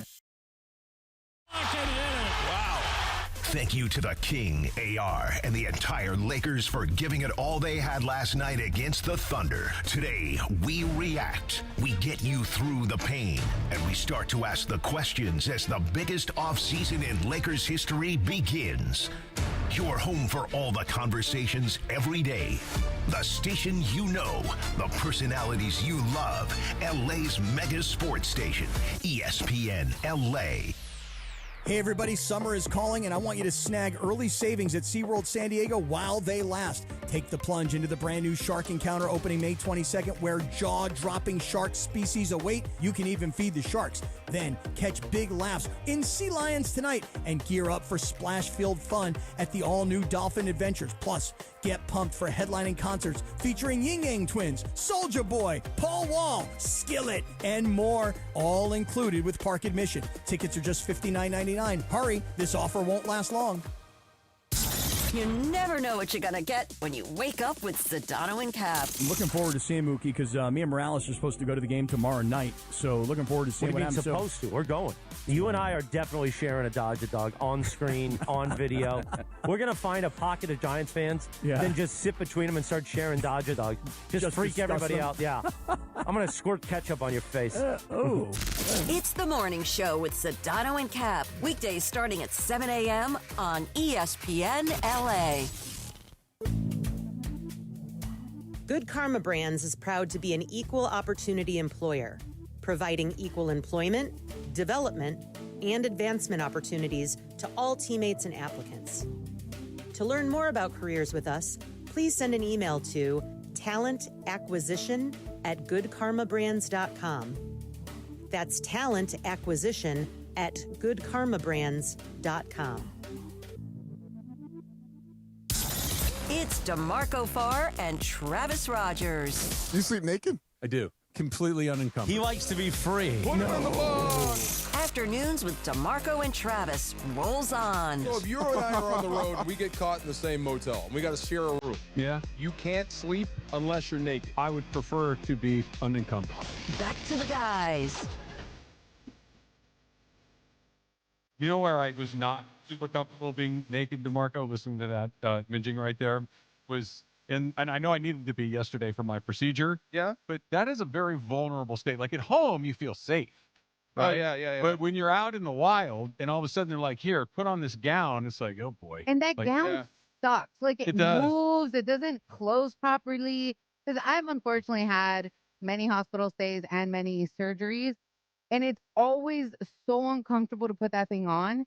And it never like stays shut. Why can't Vera Wang or Versace create a gown that's, there you go. That makes you feel better? There you go. A little Hugo Boss hospital gown. Yeah, something why that's not wide open in the back. Well, that's the thing. You just feel, and look, I'm not the most modest person in the world, and I'm usually not terribly, self-conscious about my body, even though I'm generally disgusting. But it's like it's like when all of a sudden you're in that environment, you're just kind of you're in a bed and it's got the little rail. You're like, oh, just get me out of here. I want to leave. I want to leave. Yes. And then when they roll over to your side and hold on to the left rail with your right hand, it's like, oh boy, bro, that's some commands there. I need you to grab the rail with your right hand. Yeah. Now bring your left leg. Put your right knee above your left knee. Right. And right. I've never been more vulnerable in my entire life. I am trusting you more than I trust anyone. I've got like a pillowcase on, and I'm on one knee on my side. God. Wow. Did they give you? So my friend's a surgical tech. My friend, shout out to Erica, and she does a lot of these procedures, right? And she always says that she does like the hand thing where like kind of smooth you, like so you feel comfortable. Did you kind of get that? No, the staff was great. They were super professional and nice and informative, but no, there was no soothing. Yeah, soothing. Thank you. That's the word. There was no they check you in, they take your vitals and all this stuff, and one of the vitals that they take is your blood pressure, and mine was really, really low. Like I'm not hypertensive at all. Yeah, but like even for me, it was low. It was like 105 over 60 something. It was chilling. And she's like, "You're not nervous about this at all?" I'm like, "No." And she's like, "Yeah, this is really low." I'm like, "Well, I've been through a lot. I've got no pressure left in my body. Everything has left my body. There's nothing that." She's like, okay. Yeah, okay, makes sense. I guess so. Makes sense. But here we are, DeMarco, fresh as a daisy, ready to go, light on my feet, good, fast on my walk today, getting ready. You feeling good about yourself? Yeah. Well, let me ruin it. What the hell's happening with the Dodgers? They're really mid right now. They're super mid right now. I don't think they're going to be and end up mid, but they're really mediocre right now. Yeah, this says L3. That means they've lost 3 in a row. Mm-hmm. I want to know what's with Otani. Like, what's going on with him? Because my guess, he's pitching. He's pitching, and you don't have time to be a good hitter while you're pitching. And he's pitching pretty good. He's better than that. Better than that. He's been as good as you could reasonably ask for, and probably even better than that. I think you're probably right. If you said to me, why is Otani struggling offensively? The most obvious answer, and probably the right answer, is, well, he has less time to prepare to hit because he's pitching full time. Right. That this isn't an inning here or there or a little side work here or there. He is a full-time major league pitcher, and he's an ace. That takes a lot of time. That takes a lot of work. What's maybe in addition to that is, I think, because we've seen him do this before. Now, granted, it's with the Angels, a little different. He's a little younger and, one fewer surgeries and all these other things. But he's done it before and not struggled at the plate like this. This struggle, this is the first time as a member of the Dodgers that he's looked really lost in the batter's box. Like, we've seen him slump. We've seen him have a bad week. We've seen him go, a little bit of time without hitting a home run. But he does not look like Shohei Otani in the batter's box. But I remember talking about him a lot, and you used to tell me, like, just remember, he strikes out a lot. He does, but it's not just the strikeouts. Yeah. Like, when he strikes... And he looks bad when he does. He does. He strikes out a lot, and he's a big swing and miss guy, and that's just who he is. But he also, when he's not swinging and missing, hits the ball hard, gets a lot of extra base hits, hits a lot of home runs. Yep. Even his outs are loud. They're rockets all over he's not hitting the ball hard. Like that's what's weird to me. It's not the strike. Like, strikeouts are going to happen. When you swing the bat like he does, strikeouts are going to be a residual effect of doing that. Yeah. He's swinging at the first pitch way too often, in my opinion. He's flying open. He's trying to pull everything. When he's really locked in, he can hit home runs to center field. We've seen him hit, like, Titanic home runs to left center field. He's just off, like, full stop off. He's swinging at bad pitches. He's overly aggressive. You can tell he's frustrated by the way that he's just, his body language isn't quite the same as it's been. And maybe it's just a really bad slump. Maybe it's age. Maybe it's pitching. Maybe it's all of it. Maybe he's, tonight's the night he hits 2 home runs and snaps out of it. I do think that that's going to happen eventually. But he looks, understand what I'm about to say. For him, he looks bad. He, at the plate. At the plate. Yeah. He just does not look like himself. Now, it could turn around like that. I bet it will. You're right. The whole team looks way off. There's 2 guys on this team. Put the pitchers in a different category. The pitching has been really, really good. Great. Muncy and Pages are the only 2 guys that look like themselves at the bat. Everyone else looks like they're going through something. Freddie's not hitting for power. I buy that, yeah. Will Smith is not doing anything. I thought Tucker would be better. Tucker's been bad. I thought he'd be better. Well, at least he's inspirational and super fun to watch. Sure. My goodness, what a stiff. Oh, my God. Do you think that because Otani's kind of in a slump, that's why the rest of the guys are in a slump? Could be. Because he's usually that guy that, like, brings He it. is the spark plug for sure. He is the guy that brings the energy. You shouldn't need him to be the spark. I agree. You I agree. Like, Tucker is, look, maybe it's just his personality, but even when he gets a hit, he looks miserable. Yeah. Doesn't look like he's having fun. Not at all. And I look, I hadn't seen him, but in Chicago, in Houston, he always kind of looked like that. But man, if you're going to make $60 million a year, can you at least look like you're not going to the gas chamber? Like, he looks so miserable all the time. He's coming to a team that's won 2 World Series in a row. Yeah. That might be a little weird. Like, I'm not a part of this. But he's won the World Series before. But I'm not a part of your World Series. No, but think about, like, when Snell came in last year. Snell was, like, right in the middle of it right away. Like, he showed up. He was ready to go right from the jump. Like, we've seen other guys kind of come in and out of this a little bit before. True. And and I get it. The price tag is astronomical, but he might be feeling some heat. He might be feeling some pressure. I never know. know. Yeah. He should. He should be feeling, for the price that the Dodgers are paying him. He needs to feel pressure. Oh, you're paying him. How much you paying for a beer? That's true. Oh, yeah. And you're paying him. also, like, to your point, DeMarco, I don't agree with that. Like, well, I don't feel like this is my world champion team. It's like, I would want to come in and be like, how do I help? How do I incorporate? Because that clubhouse, we've always talked about it. They all seem like they get along. They're fun. They like to be around each other. Do. And that guy looks like I'm the odd man out that like nobody wants me around, but he puts that vibe out. He's a total zero personality-wise. And I get it. That's not part of the job. He makes Will Smith seem fun. Okay, but here's the difference. And I understand your deal with Will Smith. Yeah. But Will Smith registers to me as like just so incredibly intense. Okay. That he's locked in. He's got a lot to do behind the plate. Now, he's not joking around. He's not throwing sunflower seeds around. But he's like, Tucker looks disengaged. He looks like he's just kind of out there. That. Yeah. Okay. And not that he's not trying, but it's just like he's such a zero from a personality perspective that when you're not putting up numbers and I'm looking around and you're just giving me flatline stuff, it's very frustrating. Well, he's not the only one. The whole team is really struggling right now. They're going through a malaise. That's a good word. A malaise, and they'll pop out of it. But I think so, too. But Dave Chappelle said something once when he became famous.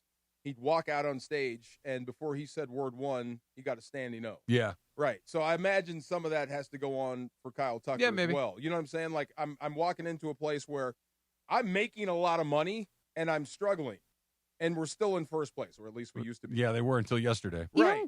Like, this should be front page news, and it's not here. Yeah. Even when I remember, like, when he finally got that hit, like, and everyone's like, oh, he got that big hit as a Dodger. He was like, But he was.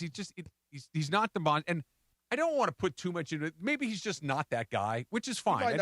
I don't want him to have to be something he's not, but the whole team's a tough watch right now. Okay, so we did this yesterday. This is funny. Songs where I don't know the lyrics, I just kind of went with it forever. Like 25, 30 years, I've been listening to the same song.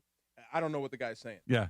What does this mean give me the with line. the Dodgers? They've always had a little wrinkle whenever somebody gets a hit or does something. I know, they but do what does that mean? It's just their little celebration. It's so their we don't version of know? a high five. No one knows? Okay. Yeah, I'm sure they know. It's just what they do. I think Shohei started it. Maybe Mookie. I don't remember. Shohei did the thing, but that was he because did of that. the That I get. skincare. But like, where did this come from? Like, is it calisthenics or something? They need to start doing more of it. They need to start getting more hits. They need to start playing with a little bit of edge. They look really. Malaise is the perfect word. They look like they are stuck in the doldrums. The malaise that they have looks contagious. Well, nobody looks to be crisp and sharp and fast. This other than was Paz the and only Muncy. trepidation I had about Shohei chasing the Cy Young, being vocal about it. Because if you can't do both, right? So there may be like a moment now where he needs to be a leader, be the spark plug, but he's busy. Yeah. Like, I'm going to leave this to Mookie. I'm going to leave this to Freddie. I'm going to leave this to somebody else while I chase this dream over here. We just talked about chasing dreams. Yeah. Chasing this Cy Young. So somebody else has to be that spark. It would be a shame if he had to give up on that to come back to give you a spark. Yeah, but I get it. It's Otani, and he might be the greatest baseball player in the history of baseball players, and there really isn't anything He's that he human, can't bro. do. Yeah. That's it. He's human. That's it. At some point, it's like, can somebody else carry this water for a little bit? Like, I'm going to get back to it, guys. It's going to happen, but in the meantime, can somebody else do it? And it's not like they're in last place. They're a half game out of first place, and they've played really mediocre baseball for like a month. Right, and they're not hitting. They're not hitting at all. They still pitch like maybe crazy. That would be Kyle Tucker. Do you think Mookie's getting not Mookie? Freddie's getting old? Marcus said that. His bat speed. It looks like he's slowing down. I don't want to talk about it. Oh, you do believe that? I think it's possible. It's possible. Okay. I just want to know what DeMarco's celebration will be on the base because what would you do? You get on base. Like, what's your celebration? If I got a hit in the major league game, oh, bro, you throw me out. I'd be so happy. Oh. You would. I'd You'd be tweaking it up over there? I'd be acting a fool, and then I get picked off, and that'd be it. Really quick, it says that the hip lock, initiated by the strength coach's training and a dance inspired by Freddie Freeman's 2023 Blue Diamond Gala performance. That's what it was. Blue Diamond Gala. There was a party where they had, and Freddie was dancing and doing kind of this thing, and then that makes sense. Okay. That's what it is. I had forgotten that. Starting this Thursday, a couple of days from now, Mike Trudell is the new host of Lakers Talk every week from 6 to 8 p.m. Listen to a Lakers voice you know and trust, insight, analysis, and everything Lakers. Thursday night, 6 to 8 on ESPN LA, your home of Lakers basketball. He's around He's around the Lakers a lot, and I love when we listen to the press conferences, and you know it's true by that voice. Yeah. Where you carefully have to word things like he's trying to ask LeBron if you're going to retire without asking if you're going to retire. All right, can we ask real quick? On a scale of 1 to 100, 1 being 100% he's coming back, 100 being 100% he's leaving and going to retire, where are you on LeBron retiring? Okay, not to be radio guy. I'm at 50-50. Are you really? You think he might walk? He's 41, bro. He could be like, you know what? I'm done with the process. Really? You know, he was talking about the process, how he shows up so early, like 5 hours before tip-off, and he's got to do so much work. Shows up at 8:30 for an 11 o'clock practice. Yep. At some point, you're going to be like, man, I just don't want to get up anymore. Yeah. You know, I just want to be in bed. Like Aaron. Aaron's like, I don't want to play anymore. That could happen like that. Okay. Laura? So I'm at 50-50. Laura, what about you? Okay. So, retirement, 70-30. Retired. You think it's more likely he retires? No. The other 30-70. Okay. Sorry. 30 he retires. 30 retires, 70 comes he back. does. Okay. Yeah. D? Backwards. 50-50. I really feel like he has no clue on what he wants to do. He's a playing billionaire, man. He's playing really damn good, but he's still at that age where he's like, I don't know if I want to continue on doing this if it's not going to lead to a championship. Well, those things can be, both things can be true. I get where they were trying to go with the conversation. It must be tough because you don't want to get your head bitten off in that press conference. But what are you playing for? You're a billionaire. You've already won championships. Your legacy is cemented. Why are you doing this? Because he loves it. I think that's the answer. That's the thing. There's like this sick Which thing. Which means I cannot love it like that. Yeah. Well, yes, I understand. I'm like 98% he's coming back. Oh, that's pretty high. Okay. Yeah. I just, because there's been no hints. And I know that he can do whatever he wants. I know that he has free will. I know that he can change. Money. To your point, he's got the money. He's got the accolades. He's got the record. He's got everything you could ever possibly want. But I think he is one of these people that would like to say goodbye. And more importantly, I think he would like other people to say goodbye to him. And I know he says he doesn't want the retirement tour and all that stuff. And maybe he's telling the truth and maybe he's being falsely modest. I don't know. But I just can't imagine that he just is gone. You know what I mean? Like, just gone. That he just, a week from now, 2 weeks from now, a month from now, guys, I've given it a lot of thought and I'm done. We never see him again. It just doesn't feel like that's how he's going to leave the NBA. I'm with you. I always thought one day he would probably go out the same way, like with the decision. I'm going to take my talents home. Yeah, maybe, Yeah, but I feel like he'd be kind of leaning towards it. I don't think it's just going to come out of left field like that. I'm with DeAndre. I really don't think he knows. Yeah, he just finished the season. You and got to he get might away not. from it. Remember, Steve Kerr said the same thing when the Warriors got bounced. I don't know. I may retire. He just got a 2-year deal. Yeah, It's funny what some rest will do for you. McVay. Yeah, same thing. McVay's another one. I just cannot picture LeBron James walking away without a great deal of fanfare. He's got all the fanfare in the world. That doesn't mean he doesn't want more. He does this. I know. That doesn't mean he doesn't want more. Wow. That never goes away. That need to be told you're the prettiest girl in the room never goes away for some people. Okay, some people it does, but some people you need it forever, and the only way it's going to happen is to stick around for us. And the last thing that we haven't really talked about, he's still really good. Oh, yeah. Why would I leave when I'm still? Is he the best player in the league? No. Is he a top 10? No. It Is he a doesn't top look 20? as easy as it used to be. No, it doesn't. It doesn't look as easy as it used to be for you. I couldn't agree with you more. Yeah. But it's still in there. Now the work to get it out is harder. I don't doubt that for a second, but I'm still one of the best 25 guys in the world at this. Maybe top 15. What was the linebacker in San Fran that got hurt? He was with Willis, the other guy. Help me out. Navarro Bowman would spend 6 hours in the morning just to get prepared so he could practice. Yeah. It takes you that long to get that knee healthy enough just to practice. At some point, that's going to wear on you. I get it. I don't want to go through this anymore just to play. But he's not dragging himself out there. He's still at an elite level. True, and that's the other thing we were talking about with DeAndre. How much time he actually spends in the gym. So when is he home? Yeah, but again, and it's probably when the season's over. So unfair of me to try to put myself in his head. But if being home was the goal, he would have been home by now. Totally. I'm just thinking of the other people that might want you to come home. I hear, but has it gotten that much louder? Probably not. You know, when he said, I'm doing this for Bryce, I'm doing this for Bronny, I'm doing this for my wife, I wonder how they feel. Like, are you going to ask them, hey, should I keep playing? And I wonder what they would say. Yeah. You know? Yeah. He's in such a unique situation because his kids, like usually if you hold on long enough, your kids might be 5 or 6 and they can kind of remember your plan. He's got one as a teammate and one in college that's about to come out. Right? Come on, man. I know. He's got a couple more years. He may want to hang in there for Bryce. Nah. You don't think so? Nah, I don't think so. He's year 2 at Arizona, right? Year 2 at Arizona. Now, what it does do, if you guys and the other 50% comes through, and he decides to go. Plays? If he doesn't if play. He retires, if he retires, that frees up a lot of money.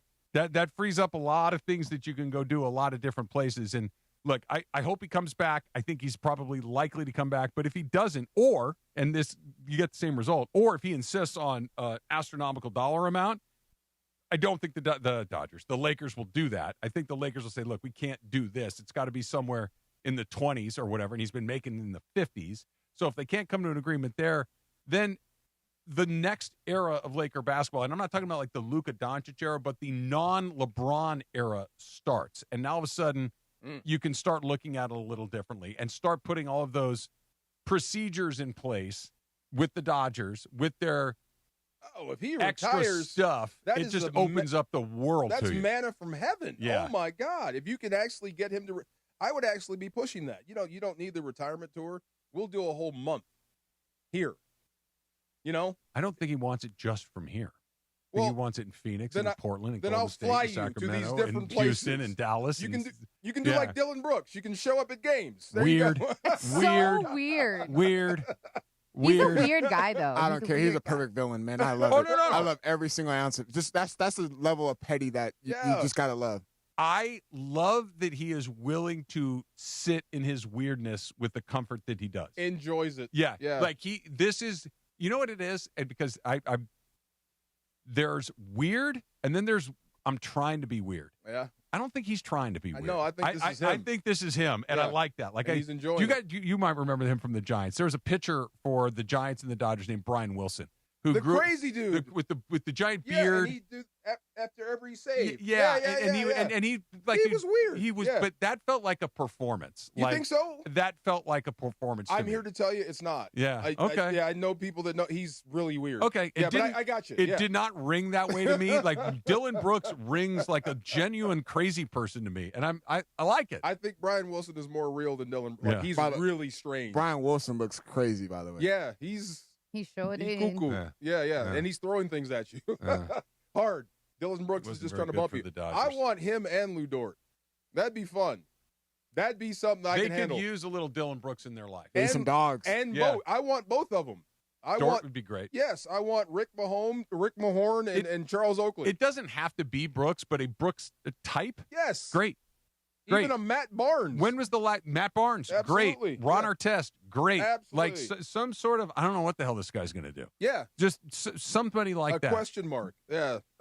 Kenny Smith calls him your crazy guy. Yeah. Yeah. A wild card. Absolutely. I don't know what's going to happen. He might start a fight. He may do something. He might get 25 points. I don't know what he's going to do tonight. Do not have that. Marcus Smart, I guess, is the closest thing you have. Yeah, he's not even close to that. No, he's not crazy. He's just a dog. Like he defends his butt off. He plays hard, but he's not nuts. No. I need nuts and crazy and plays hard. A decent amount of nuts would be nice. Yeah, Dennis Rodman that will jump into like the 5th row for a rebound that doesn't matter. That guy. Yeah. Yeah. Or elbow somebody for no reason. That guy. Yeah. I think we need that. You do Deshaun Stevenson blowing somebody's ear. Like, what are we doing here? Like, there what we is the go. matter with you? Untying something like just Lance Stevenson. Lance Stevenson. Deshaun Stevenson was somebody else. Lance Stevenson. That's who I was thinking of. Let's get some weirdos out there. There you go. I'm with you. Let's see what happens next. Because some crazy. You know what's going to happen? Rui's going to be back. LeBron's going to be back. AR's going to be back. I hope Smart's going to be back. And this is going to be the Rui same coming team. back is not the worst thing in the world. Run it back, baby. It's not. But the more we say, well, this guy should be back, it's like, oh, no. Here we go. I'm just saying Rui. What's today? Wait, today is the 12th of May, right? Yeah. If we're talking May 12, 2027, the Lakers were the 3rd or the 4th seed. They're out in the second round of the playoffs. And, boy, they need to get more athletic with more shooting and better defense. The odds of that are high. But that's why you don't run it back. High. If you're Rob Pelinka, yes, you're right. No, that's why you don't do it. But I'm telling you, all indicators are we can go back and we can talk about this in a second. Okay. That this is what I want to bring this guy back. I want to bring that guy back. Okay. I don't know what moves you can make yet. Well, because of what we just talked about with LeBron. This is why having some smart guys in there would be more smart guys in there would be beneficial. By the way, the Lakers did have some, a guy who was like that. As far as like Dylan Brooks and little Edge, Patrick Beverly. Oh, well. Patrick Beverly was crazy. Well, man. He was like one of those just like very, very annoying, just chirping, and just he's like a heel job guy in wrestling. Yeah. Like Beverly falls into that other category. Like I felt like he was trying to, hey, over here, look, I'm the weird guy, as opposed to just being the weird guy. Right. Yeah. And I might try that weird guy. Yeah. Yeah. I wouldn't try our test. No. Really? Yeah. Yeah. Right. Yeah. Yesterday, you asked, because we were talking about how the Lakers backed themselves into a corner. Big time. What Trav said, no offense to anybody in that room, but we needed more people in that room that knew what they needed. Yep. And we need more, because they're looking for those people and they have acquired certain people and they're still looking for those people. I really hope they don't run this back. You might have to pull off it's so hard to do, a sign and trade. Mm-hmm.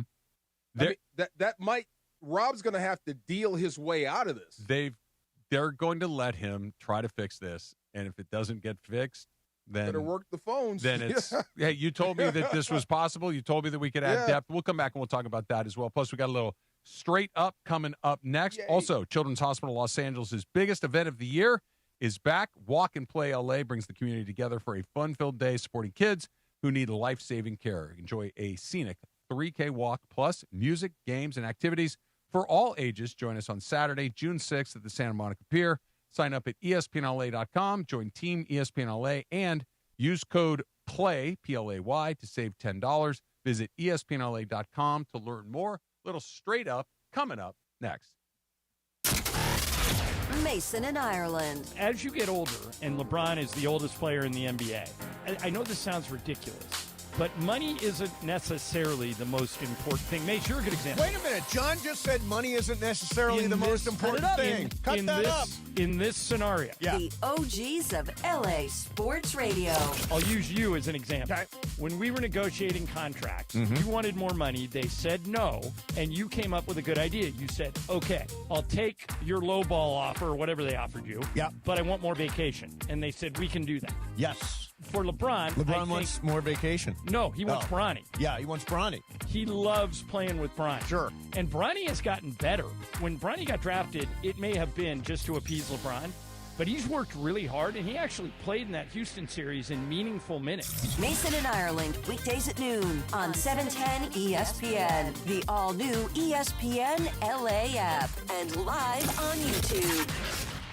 10th Inning Productions presents the LA Card Expo on May 16th and 17th at the Warner Center Marriott in Woodland Hills. Sports cards, Pokemon, memorabilia, autographs, TCG, Funko, and more. Baseball legend Steve Garvey will be appearing on Saturday, with legendary Bash Brothers Jose Canseco appearing on Sunday. For tickets and info, go to lacardexpo.com. Vendor tables are sold out. It's the LA Card Expo Saturday and Sunday, May 16th and 17th at Warner Center Marriott in Woodland Hills. Visit lacardexpo.com. The black and gold hit the road looking to build momentum before the World Cup break. It's the goal line, so from David Martinez! Tomorrow, Los Angeles Football Club battles St. Louis City in the first of a two-match road trip. It's our last little sprint before the break. It's not easy, but we have to be strong. LAFC hope to stack points as the MLS season races towards the summer pause. LAFC versus St. Louis. Pre-game coverage starts tomorrow at 5 p.m. on the ESPN LA app and on 710 after DeMarco and Travis.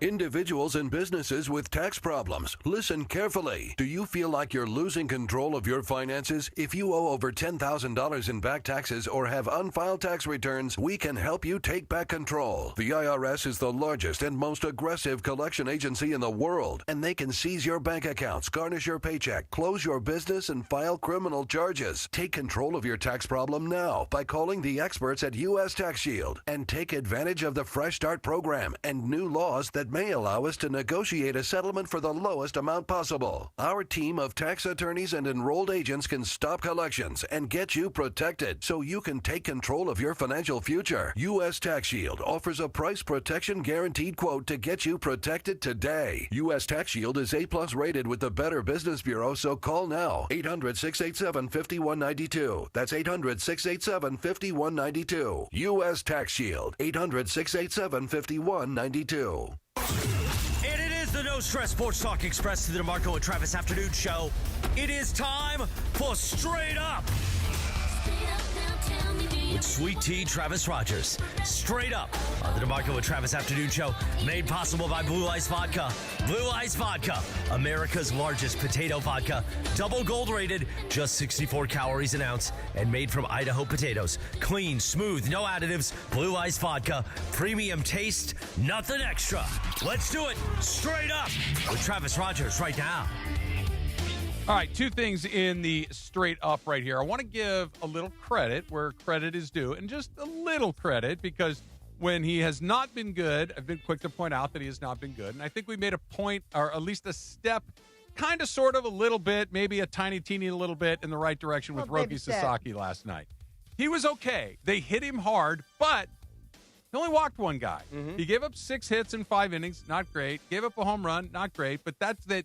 We're getting to the point where we're at least in the strike zone, I think is really good news. The next thing is, let's be really good in the strike zone. Let's hit certain parts of the strike zone, because I still don't know if he's any good or not. I still think that there's a possibility that maybe they just missed on this one, but at least 2 or 3 starts now, we've made incremental improvements in the right direction. And through spring training, through the early part of the year, it was just worse. I feel like we've at least stopped the bleeding, and we're starting to come back up to sea level a little bit. You know, I said either when it clicks for him, he's probably going to be unhittable, and you were like, there's more.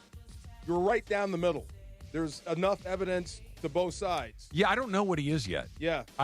If you told me you had a crystal ball and, hey, I've seen the future, and Roki Sasaki becomes a very good major league pitcher, okay, I believe you.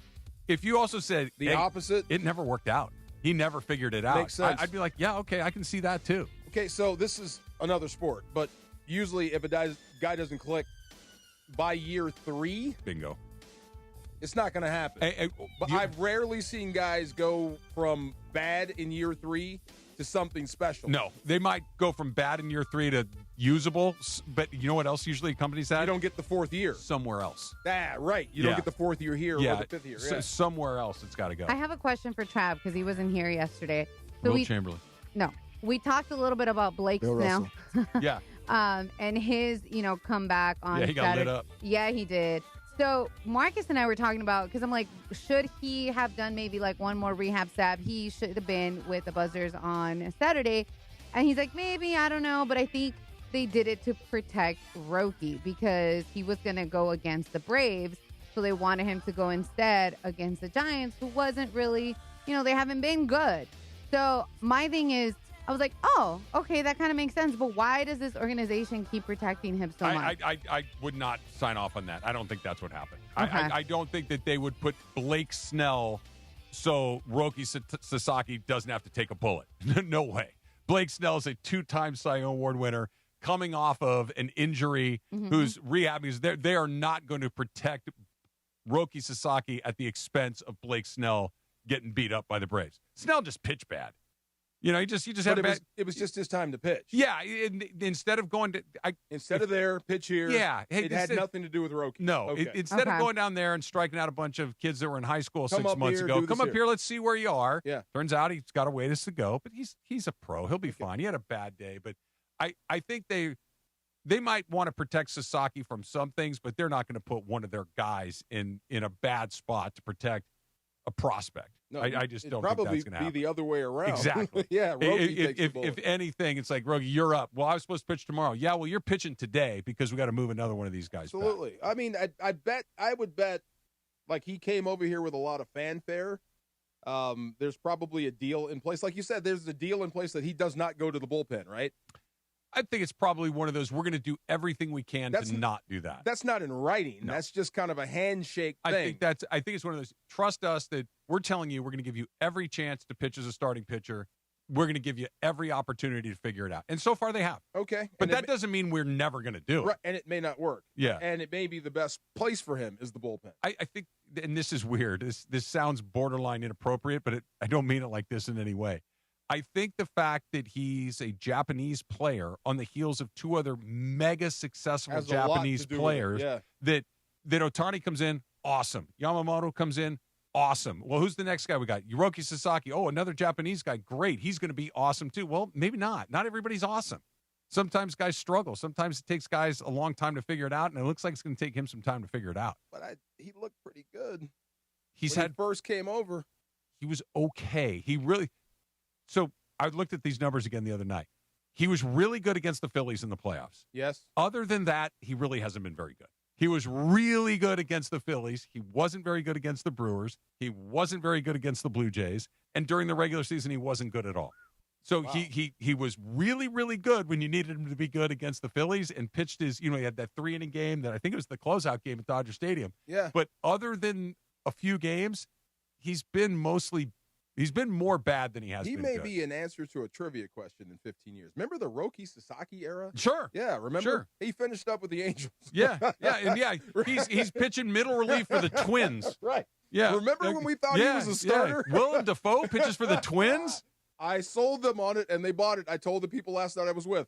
I said, I can't unsee it, DeMarco. Tell me that doesn't look like Willem Dafoe. I can't unsee it. I'm there. watching it last night. I'm just like, Mark DeMarco? Man, I swear. Who was the other pitcher? Yeah, who was the other pitcher last night? It went Sasaki, Trinan, Vezina.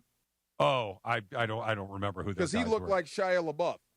He did. The first guy? The first guy. Yeah, he did a little bit. He looked like Shia LaBeouf. You just got struck out by Shia LaBeouf. You're good at this I told you. It's my face thing. Yeah. Straight Up with me, Travis Rogers, sponsored by Blue Ice Vodka, America's largest potato vodka. Double gold rated, just 64 calories an ounce, and made from Idaho potatoes. Clean, smooth, no additives. Blue Ice Vodka, premium taste, nothing extra. And just a little bit of bonus Straight Up. Look like Shia LaBeouf. A little bit. Look at him. If we're talking about Trevor I know you guys are talking about. That guy. Yeah. A little bit. I can see it. Might have been the alcohol. I can see it. Yeah. There you go. Anaheim, Vegas tonight, Game 5, Western Conference semifinals. Let's go, puck drop Ducks. in about 50 minutes from right now. Ducks pulled out Game 4, tied the series, sent him back. This is an unbelievable development. As a Ducks fan, they haven't been in the playoffs in a very long time. That they got in the playoffs, great season. First time in a long time. They win a series. Woo! Second round. Who they beat in that series? Edmonton. Don't forget that part. They beat Connor McDavid, Right. beat Leon Draisaitl. Now that they are 2 wins away from going to the conference finals for one of the youngest teams in the league. What, you get nervous? You're terribly nervous. Terribly nervous. But they're way ahead of schedule. This is kind of like I don't mean to compare the two things, but like the Lakers, man, you're kind of maxing out at the second round with this particular group of guys. This team in the second round might go to the third round, and they're so far ahead. Like, just being kind of near the playoff hunt would have been successful. You're smelling a run? No. But what I'm getting at is this could be the run of into next year and the year after. That's what I mean. You're smelling I thought a you run. meant this year. Oh, yeah. I think the party probably comes to an end, maybe even in this round. We'll see. But that they're going to push this series to 6 or 7 games or even into the next round. What an incredible success. Good for them. Incredible success. And they're young. I'm rooting for your happiness. I'm not rooting for the Ducks. Might have to break out. I'm rooting for your happiness. Anaheim sweater. You should. Pull it on. I have it back there somewhere. Come on now. Maybe tomorrow. Put on the foil. Eh? Hey. There you go. We're foiling it up, Coach. Red ice, eh? That's Come the on. best. When was the last time you watched Slapshot? I haven't watched Slapshot in a while. Yeah. I watched Mystery Alaska. Okay. Gosh, that's Russell Crowe, right? Russell Crowe. Yeah. And it's same as Willie Mays Hayes. You never actually see Russell Crowe skate. Yeah, that's right. Yeah. Have either of you ever seen Slapshot? It's from the 70s. No, I don't believe Paul Newman was the lead. You got to see it. It's the greatest hockey movie of all time. It is the greatest hockey movie of all. It's also, there's the Hanson brothers. There's these 3 brothers that all they do is go out there and wreak havoc and beat people up. Yes. And play with toys. And slot cars. And play with toys. Yeah. And they fight the Coke machine. Yes. Yeah. Yeah, it's funny. You should watch it. Okay. That in North Dallas 40. It's of its time. 1977. Yeah. You can get away with almost all of it now, can't you? There's a couple of things not so much. When he's talking to the opposing goalie in particular. You can't do that. Yeah, that's true. Okay. Yeah. You can't do that. It's a different time. That's okay. It's a different time with different things going on along the way. I think it's on Netflix. I will watch. Is it on Netflix? Do you like Paul Newman? I don't hate him. Okay. Yeah. I just know Paul Newman was one of those people that, people like Paul Newman. I love Paul Newman. Yeah. Well, ladies in particular of course, like Paul right. Newman. Oh, I have a different type of taste. Paul Newman doesn't ring your bell? No. Okay. I mean, what is it? Jimmy G doesn't ring my bell. Okay. Yeah. I'm right there with you. I'm like, he's not supposed to ring yours. What is it about you that people like? I'm just kidding. Now, Michael B. Jordan? Yeah, I ring my bell. Sure. There you go. Yeah, Aaron Donald? Hey. Aaron Donald? Oh, yeah. Really? He's got no body fat. No, I don't understand. He's quite fit, but Michael B. Jordan looks like a movie star. So does Yeah, and he's a little shorty, but yeah, he's a short king. He's a short king. Yeah, he's a short king. I'll let him slide for that. You tell him. I will. Good luck. Yeah, I'll be standing way over there. Way Idris Elba, way over there. Shamar Moore. Sure. There you go. All of the above. Yeah. There you go. You're picking movie stars. Of course they're handsome. What about Joe Bag of Donuts over there? Right. No? Right. I can get a Joe bag of donuts. You don't know. Yeah, well, how about this movie star? He's Right. good looking. Well, yes, My of course. boyfriend's not a movie star. No, he's Milli Vanilli. Yeah, exactly. I've got a little shop talk coming up next. It's DeMarco and Travis, ESPN LA. And we're getting close to another long weekend, right? Another long weekend. Maybe you're going to take that trip. Maybe you're going to go to the beach. Maybe you're going to go see some friends. Maybe you're going to go out to the desert before it gets too crazy hot. You're going to be doing something in your car, right?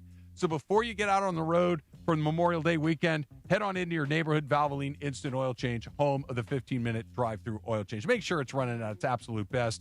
Quick and convenient automotive maintenance services for busy people like you and me for over 30 years at Valvoline Instant Oil Change. And here's the thing that I've adopted in my own life. That's where I tell my kids, Dad, the light came on. Just go to Valvoline, have them look at it, tell me what's going on. Go get the oil change. That'll take care of it. Go. Hey, it's raining. The water's just go into Valvoline, get the wiper squared away. They're going to take care of you. This is what they do. At Valvoline Instant Oil Change, you stay in your car while the expert technicians make sure that your ride is at its absolute best. And they're going to take care of all that stuff. Oil changes, tire rotations, wipers, lights, and more. Just pull up, drive in, and drive out in about 15 minutes. And no matter where you are, there's one probably right around the corner for you. 80 locations around Southern California to get your ride ready for the road in no time at all. They're going to take great care of you. SoCalOilChange.com. That's where you go to find a location and to get coupons for your next Valvoline Instant Oil Change. Well, it was a heck of a fight last night. Austin still dribbling. Throws up a three to beat the shot clock and hit it. Wow. Thank you to the King, AR, and the entire Lakers for giving it all they had last night against the Thunder. Today, we react. We get you through the pain. And we start to ask the questions as the biggest offseason in Lakers history begins. Your home for all the conversations every day. The station you know. The personalities you love. LA's mega sports station.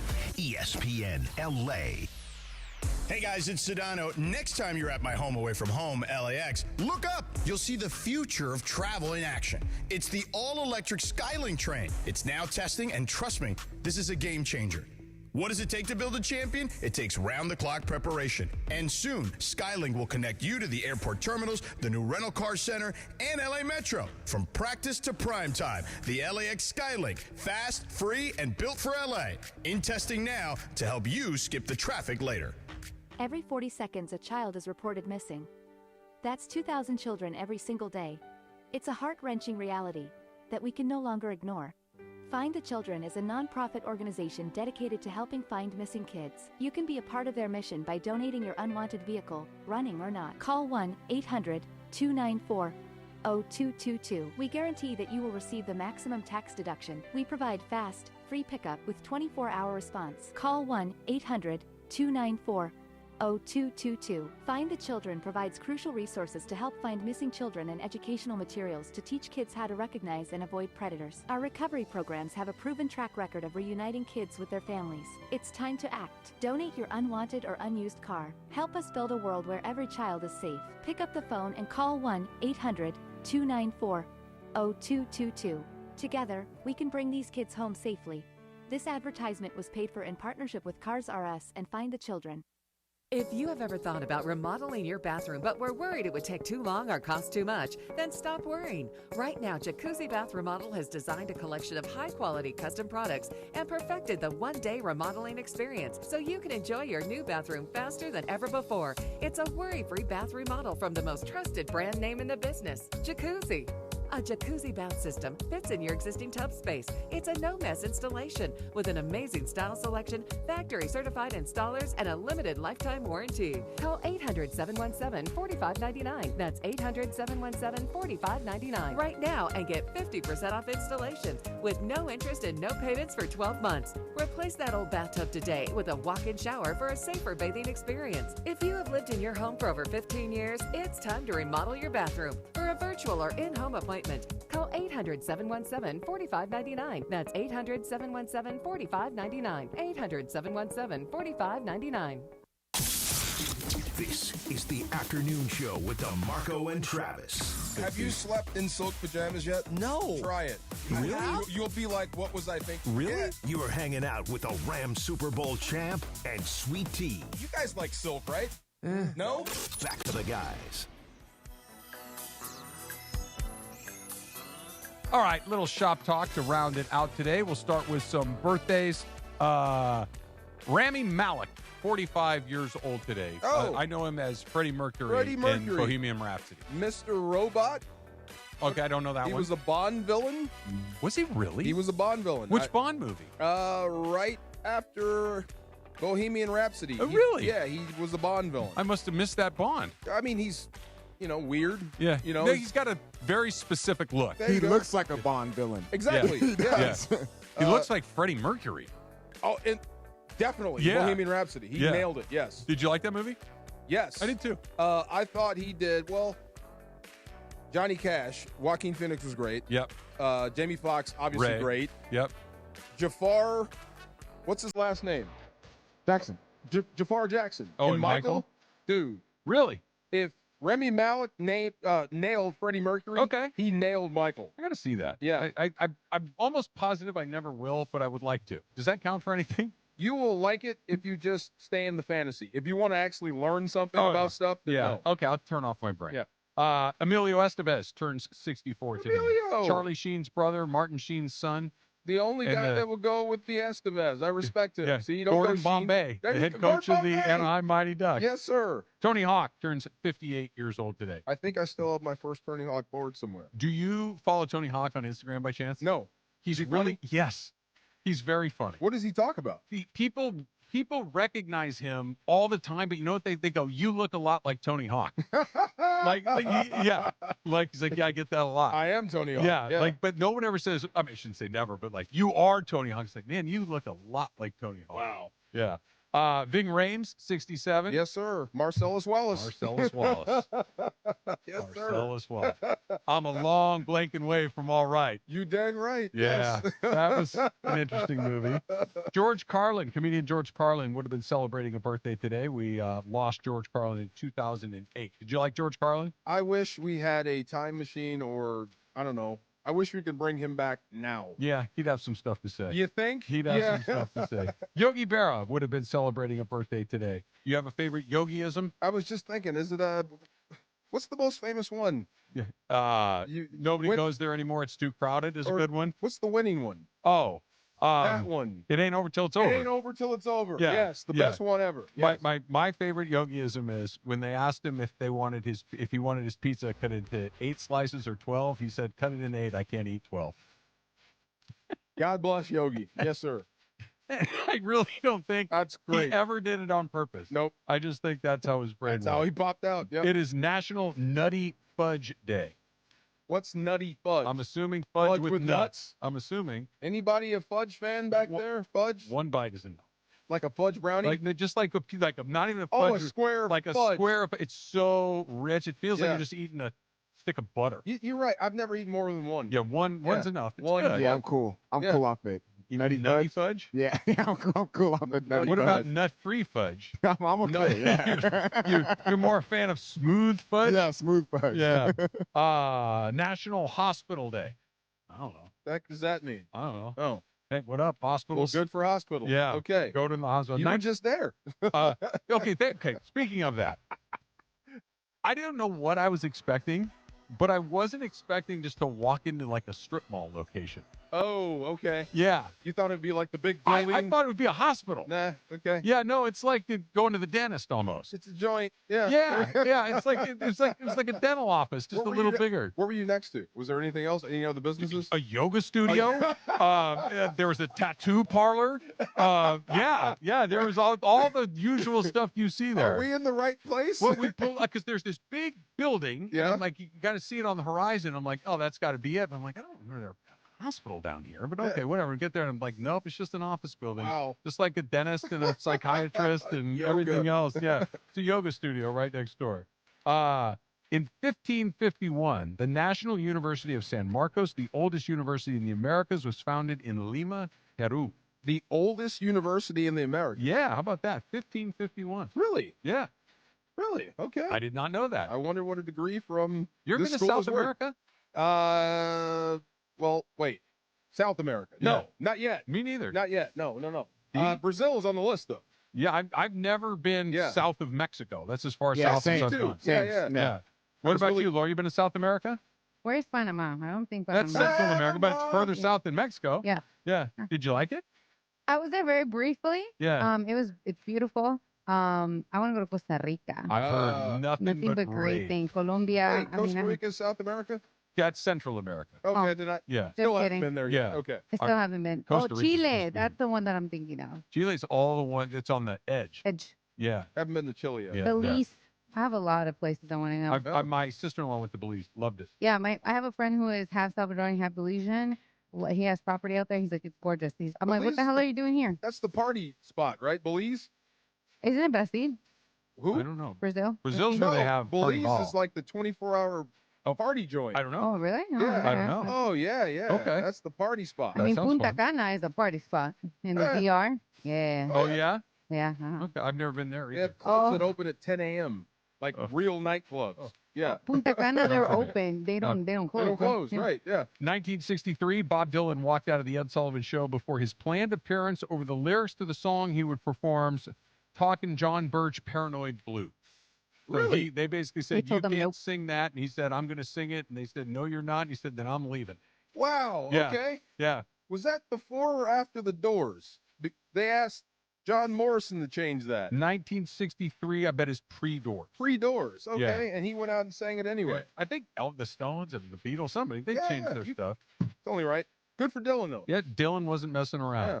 Speaking of the Dang. Stones, 1965, Satisfaction was recorded by the Rolling Stones. No. That's like LeBron. The Rolling Stones are perpetually on tour. Yeah. There's never a farewell tour. The Stones are one of those groups that just about everybody knows at least a small handful of their songs. Like my kids do. Yeah. Mick Jagger's 80. Let's do a test. Name a Rolling Stone song. You don't have know one? Satisfaction. Yeah, I know Satisfaction, yeah. Yeah. Okay. I mean, he just named that one, so I don't want to name no, it. but that's what I mean. I'm not saying you know 10 of them, but you probably know one or two. You know Everybody when knows it's one or the two. Stones. Yeah. That's the Stones. Yeah. That's Mick Jagger. Yeah. Paint It Black is my favorite. Yes, sir. It's pretty good. It's pretty good. Hotel California earned a gold record for the Eagles in 1977. Really? I Yeah. like that song. Kind of, yeah. I've heard it too many times. Of course, but it takes you on a ride. It's a great song. It's a good Guitar Hero song. Very true. Yeah. Guitar Very Hero, true. I wow. didn't think of that. You're right. We had. It's got to be love in the that garage thing. somewhere. I'm gonna go see if I can You find should that dust thing. that That's thing so out. good. I bet it's in there somewhere. Yeah. We never throw anything You away. probably can make money off those guitars now, Yeah, too. you can. How much money we talking? Gotta look, but yeah. Like 100?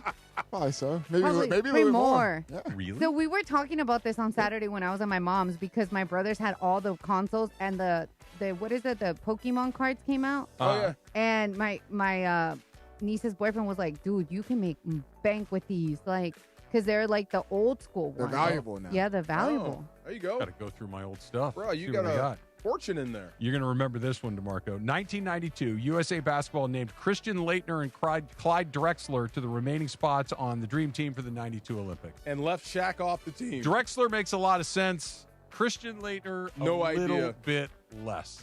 Isaiah Thomas, too, out. Well, that made sense because Mike was. No one liked Isaiah. We're not doing that.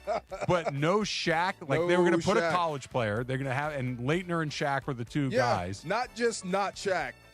Leitner, of all people. In retrospect, it's nuts. In the moment, though, Leitner was the best college player maybe ever. I wonder what Shaq would have done on that team, though.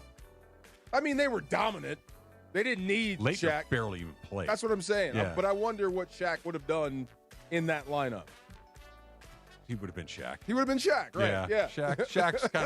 Shaq's undeniable. Undeniable. Shaq's going to figure it out. All right, I'm going to go watch my Ducks, DeMarco. Go get I'm going him. to try to wear that sweater tomorrow if I can get it done. I'm back in one piece, 8 pounds lighter. Good We'll to see you you all tomorrow. Peace.